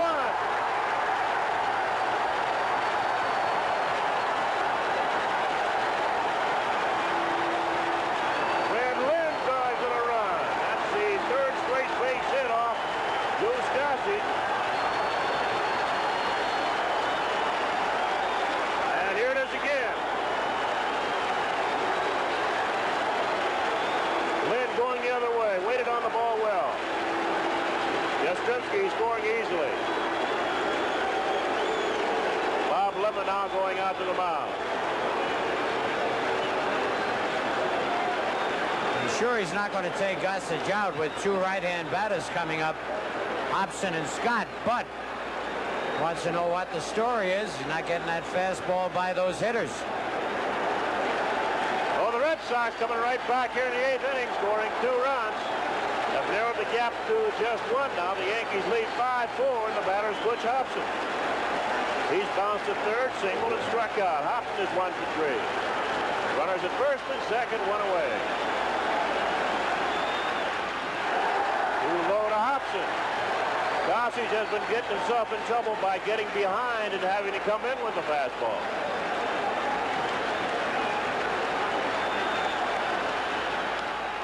And the right field, Piniella, glasses down. Almost dropped that ball. Got it on the heel of the glove. There are 2 outs. It's got to be a tough, tough sky out there in right field. Sun directly in back of us, shining right into Piniella's eyes. He just got the ball on the heel of the glove then. Yep. And here's George Scott. He's doubled, struck out, and singled, 2 for 3.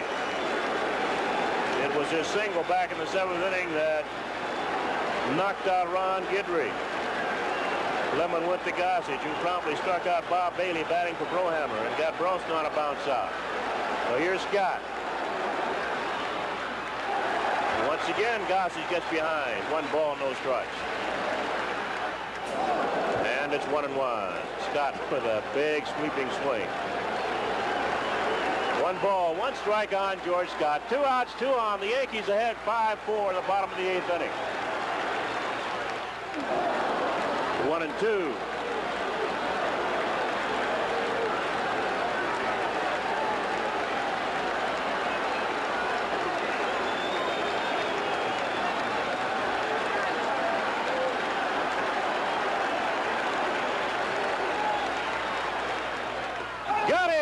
Scott goes down swinging, and the side is retired.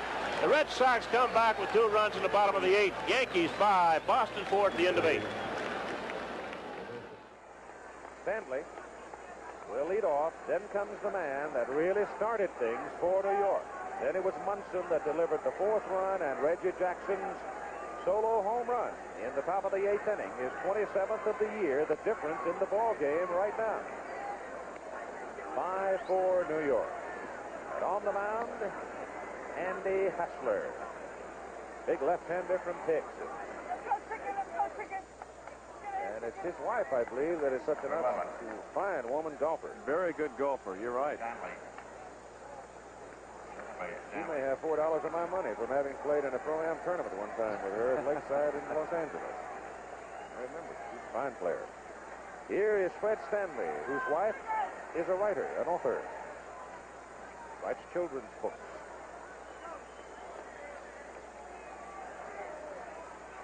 Hassler and Fisk, the battery for Boston. Top of the ninth inning, Stanley hits it sharply on the ground. Remy has it. Throws him out. That's one. Now it is Bucky Dent to face Andy Hassler.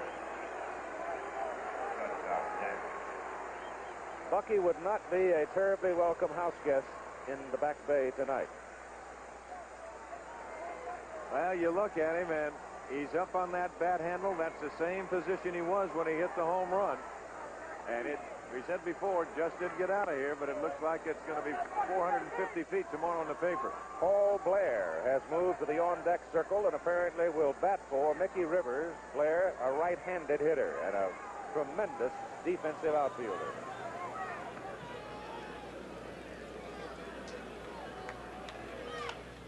That's foul. Bucky trying for a second home run. Hits this one foul up on the roof down the left field line. 1-2.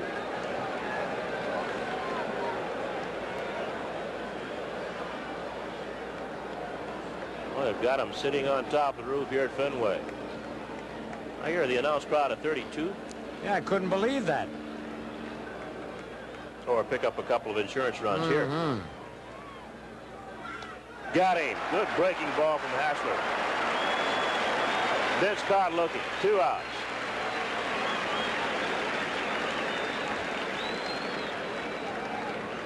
Here's Paul Blair batting for Mickey Rivers. 2. Paul Blair. He'll stay in the ballgame, of course, and go out center field. Blair. Past the third baseman, Duffy. Base hit for Blair. And out comes Don Zimmer. Munson's due on. Zimmer looks like he wants Drago to come on. He's already made the move. Right-hander Dick Drago will come on and pitch against Munson. You know, watching all this action, Scooter back in Kansas City, the Kansas City Royals. They're happy to see everybody using everybody. Yankees have had to use Guidry and Gossage, their 2 best pitchers.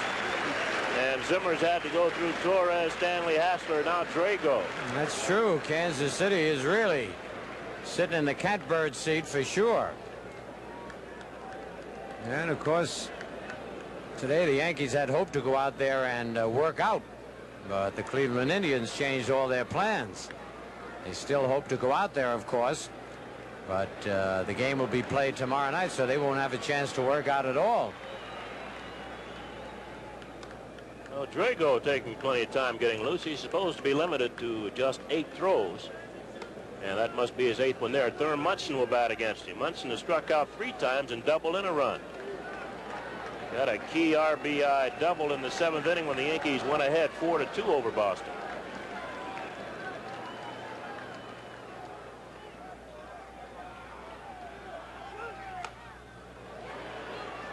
Burleson will play at the second base, and they just get Blair there for the force. And the side is retired. No runs, a base hit, 1 man left through 8.5. The Yankees 5, the Red Sox 4. Paul Blair in the ball game to play center field for the Yankees. Gary Thomason over in left field. Lou Piniella still in right. There's Blair in center. We got a glimpse of Thomason earlier. And Dwight Evans will bat for Frank Duffy here in the bottom half of the 9th inning. The Yankees lead by 1. It's Yankees 5, the Boston Red Sox 4.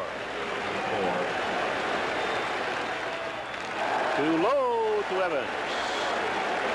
Evans batting .248, 24 home runs, 63 runs batted in. And time is called. In the air to left field, Roy, nope, that's Gary Thomason just in for White. And there's 1 away.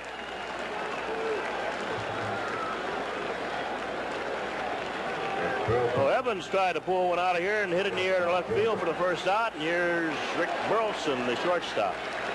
5 home runs, 49 runs batted in, 1 for 4 this afternoon. Low again. Goose has got to start getting ahead of some batters. 2-0. 3 balls, no strikes.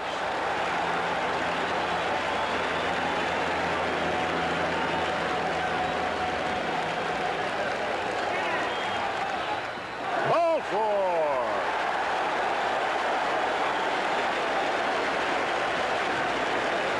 Oh, there's a tying run there at first base. 1 out, Jerry Remy's the batter.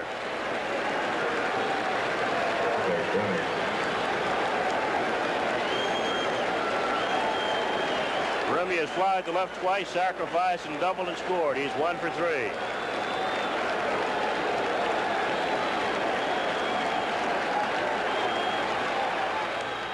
Out of play off the left side. No chance for Nettles, although he goes way in the corner. Back in the seat. Strike 1 on Remy.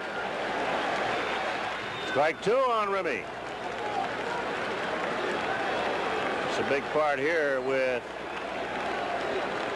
Burleson walking. That'll bring on, unless Remy bounces into a double play, Jim Rice. Will get a chance to hit. Still 2 strikes on Remy. Piniella can't see the ball. And they hold the runner at second base. Lou could not see the ball. Fortunately for him, his head right at him. And he got it on the first hop.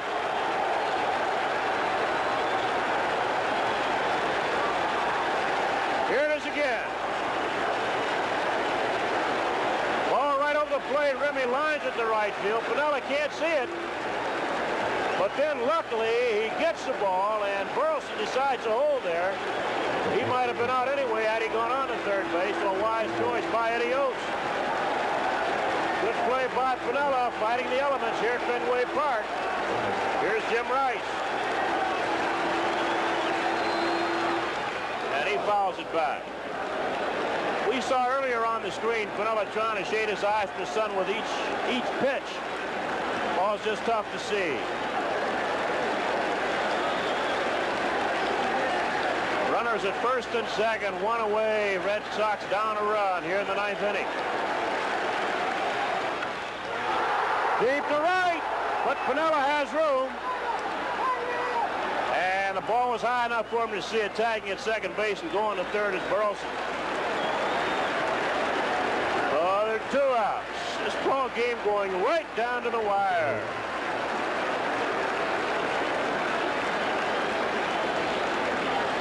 Bob Lemon coming out as the batter is Carl Yastrzemski.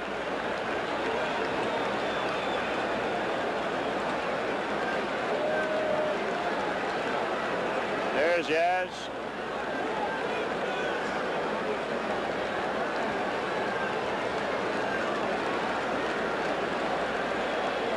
Runners at first and third, 2 outs for the veteran outfielder, first baseman.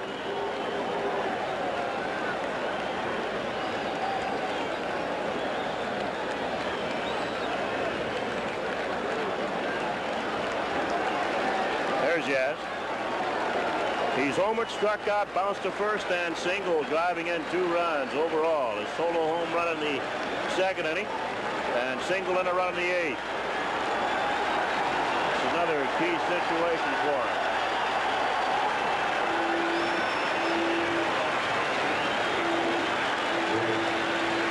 And that's a tough win on Ryo, sun out in right field. Piniella can't see anything at all out there. They've got to get that ball up in the air to right field if he pulls it. If he hits it on the line, it'll be tough to see. 2 outs, 2 on. Yankees leading 5-4 in the bottom half of the 9th inning here at Fenway Park.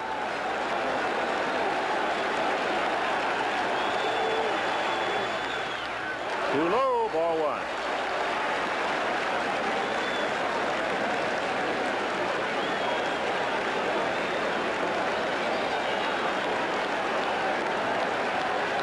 Yankees 5 runs, 8 hits. Red Sox 4 runs on 11.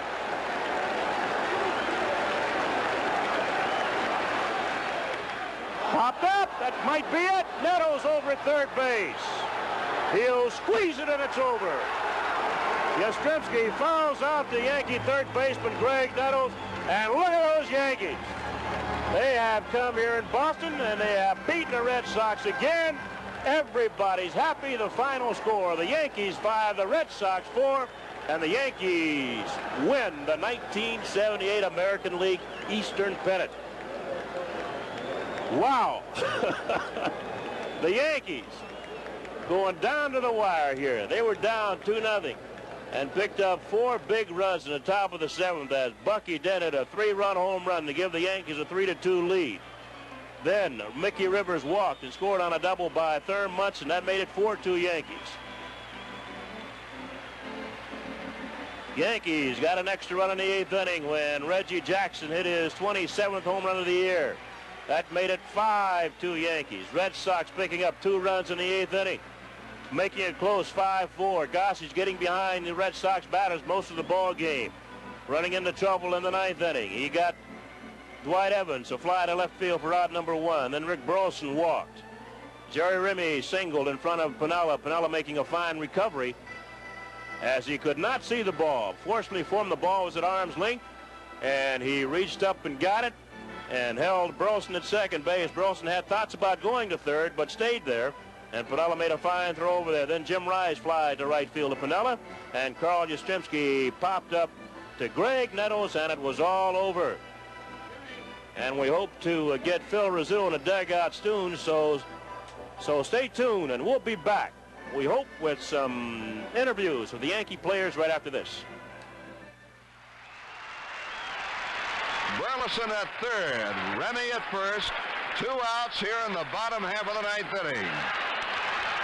Piniella deep out in right field toward the corner, fighting the sun, having trouble seeing.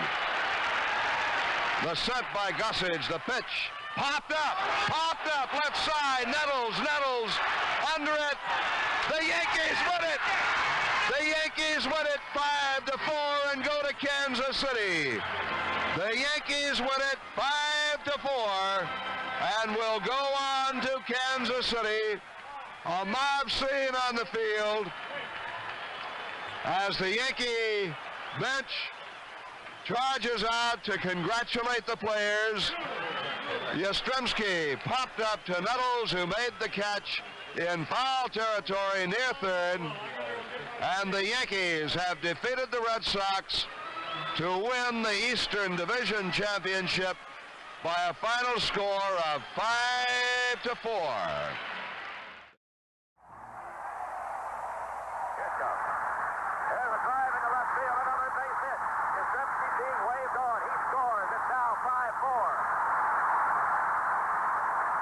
That was all the Red Sox could get, and the score stayed at 5-4. The Yankees went down in the top of the 9th and left the rest to Gossage. The Red Sox made an out and then got burned on a play no one could forget. We had 1 out, and Burleson got on first base, and I remember going to the plate saying to myself, the only thing I don't want to do in this situation is hit into a double play. And I didn't want to end the game.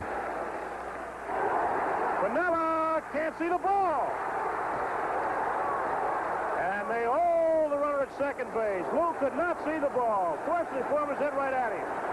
Piniella made the greatest ad-lib in baseball, where he had no idea where the ball was. Just went. And he just threw his glove out, and the ball happened to hit right in his glove. What if Piniella had, I mean, he didn't see it anyway. What if he hadn't stuck that glove out? If Piniella doesn't stab that ball, it's an inside-the-park home run, and Jerry Remy would be remembered as probably one of the 3 most popular players in Red Sox history. The second time in American League history there has had to be a playoff game to determine a division champion or a champion of any kind, and it falls to Goose Gossage to come on in relief of Ron Guidry, and it was that solo home run by Reggie Jackson in the top of the 8th inning for that 5th New York run that made the difference. So there is A whole bunch of joy in that New York locker room as they make their way back into the quiet of it. It won't be quiet when they get there. Al Rosen, the president of the Yankees, stands there. He's been sitting throughout the ball game with George Steinbrenner, the owner of the franchise. And it was not an easy game to just sit and watch, because this one had everything in it. As the Red Sox and the Yankees came from adversity on both counts, a New York ball club that was racked with dissension and turmoil for so long, but finally found itself under Bob Lemon, winning 48 and losing 20, and it was the 48 that made so much difference in the 1978 season. For the Boston Red Sox, they got off to a magnificent start, but then injuries started whittling into their playing ranks. They started looking for help. They could not find enough to stop the slide. And so on this day, October 2nd, 1978, it is a gloomy day for the Boston Red Sox. For Reggie Jackson there in the Yankee clubhouse, the plaudits coming to him as he struck his 27th home run, and that one made the difference. The winner is Ron Guidry with a record of 25-3. 25-3. The save goes to Goose Gossage, his 27th save of the year. And the line score reads like this for the history books. New York, 5 runs, 8 hits, and no errors. For Boston, 4 runs, 11 hits, and no errors. The losing pitcher, Mike Torres. So, ironically, it was Torres who was the hero for the Yankees of the World Series at the close of last baseball season. Today, he had an opportunity to be the hero in Boston, but it was not to be. And he finishes with a record on the season of 16-13. Now, let's go into that Yankee clubhouse and join Don Drysdale. All right, Keith, thank you very much. Well, we got the man who came on in the middle of the season and now finds himself in the playoffs, the manager, Bob Lemon. Bob, congratulations. I know that you got to slap some color back in your face, pal. Oh, man, you know damn well when a game like this, you're going to have to get Rice and Yaz out. They'll find some way to get them up there. And that's quite a thrill to get those two guys out with the winning runs on. We said that you can't get too many runs in Fenway. You never know what'll happen. Well, I had 11-1 lead here, and I blew it, so I know. I'm always skeptical. Bob, I said up in the program, I thought the key play of the whole afternoon was the ball that Lou Piniella caught off of the bat of Freddie Lynn. He fought the ball, he fought the sun, and he made the catch in the inning when they scored the second run. That's right. He's been playing this outfield pretty good. He didn't see the ball in the last inning that Remy hit, but, you know, in the World Series and the playoff, Lou's quite a battler, and he can really compete. Your plans right now to start or tomorrow? Jim Beatty. Jim Beatty, and then you go from there. Well, yeah, we're going to take one day at a time and see who's able. Bob, congratulations. Thank you very much. Thank you, Don. Well, it's all over here. The fans still here. They gave their club, the Red Sox, an ovation as they left. Of course, they're certainly saddened by the loss here. The Yankees and the Red Sox fighting all the way down to the wire. At one point in July, the Yankees 14 games back, caught the Red Sox here, winning 4 in a row. Went ahead as far as 3.5 games. The Red Sox hung in, and finally the last day of the season, it was all tied, and here we are now, the Yankees, the champions once again in the American League East for the 3rd straight year. And don't forget that the Yankees and Picks will send the playoffs to you, and we'll be on the air tomorrow from Kansas City. Right now, let's go down to the field to Phil Rizzuto. You know what happened on the last play? I didn't get a chance to run. My metal broke. And it came out my arm. Wait a minute, Buck. We're on the air right now. Tell us what happened now when your metal broke on that last On the last play of the game, the balls popped up, and as soon as I looked over at Nettles, I reached in my arm, something come down, and I dropped it. Well, Bucky, then, you know, it had to be one of the most dramatic home runs ever hit in any game, and for a season to come down where 2 teams won 99 games, you normally win the pennant. And a playoff game like this with all the excitement in the world, you had just fouled a ball off that vulnerable spot on your leg. That's right. And then, whether that confused Mike Torres, and do you remember the pitch you hit? Yeah, it was a fastball hit. It was a fastball hit. It was a fastball. Did you know it was gone as soon as you hit it? No, I didn't. I didn't think I hit it good enough. I thought I hit it good enough to hit the wall, but I was just blowing it and hoping it would get over there. Oh, Bucky, I tell you, you know, you need a shortstop. The shortstops always come through in the clutch. Well, I've been trying to, but lately I haven't driven in many big runs for us, and I was just hoping that I could hit the ball somewhere and get us one run because Gid was throwing real well today, and I hate to see a guy lose a game like that 2-0 or 2-1. Oh, Bucky, they were the 3 biggest RBIs. You know, I almost had really a heart attack up there when you hit that ball because it looked like Torres was going along and might have had a 2-0 shutout. I mean, that had to be the last thing in your mind, a home run, right? That's right. I've been dreaming of this for about a month now, to be able to hit a home run to maybe win a game for us or something like that, and I'm just glad it came today. Well, Bucky, I want to congratulate you again, really. A great playoff game, and continued good luck in the playoffs at Kansas City. Thank you very much. Bucky,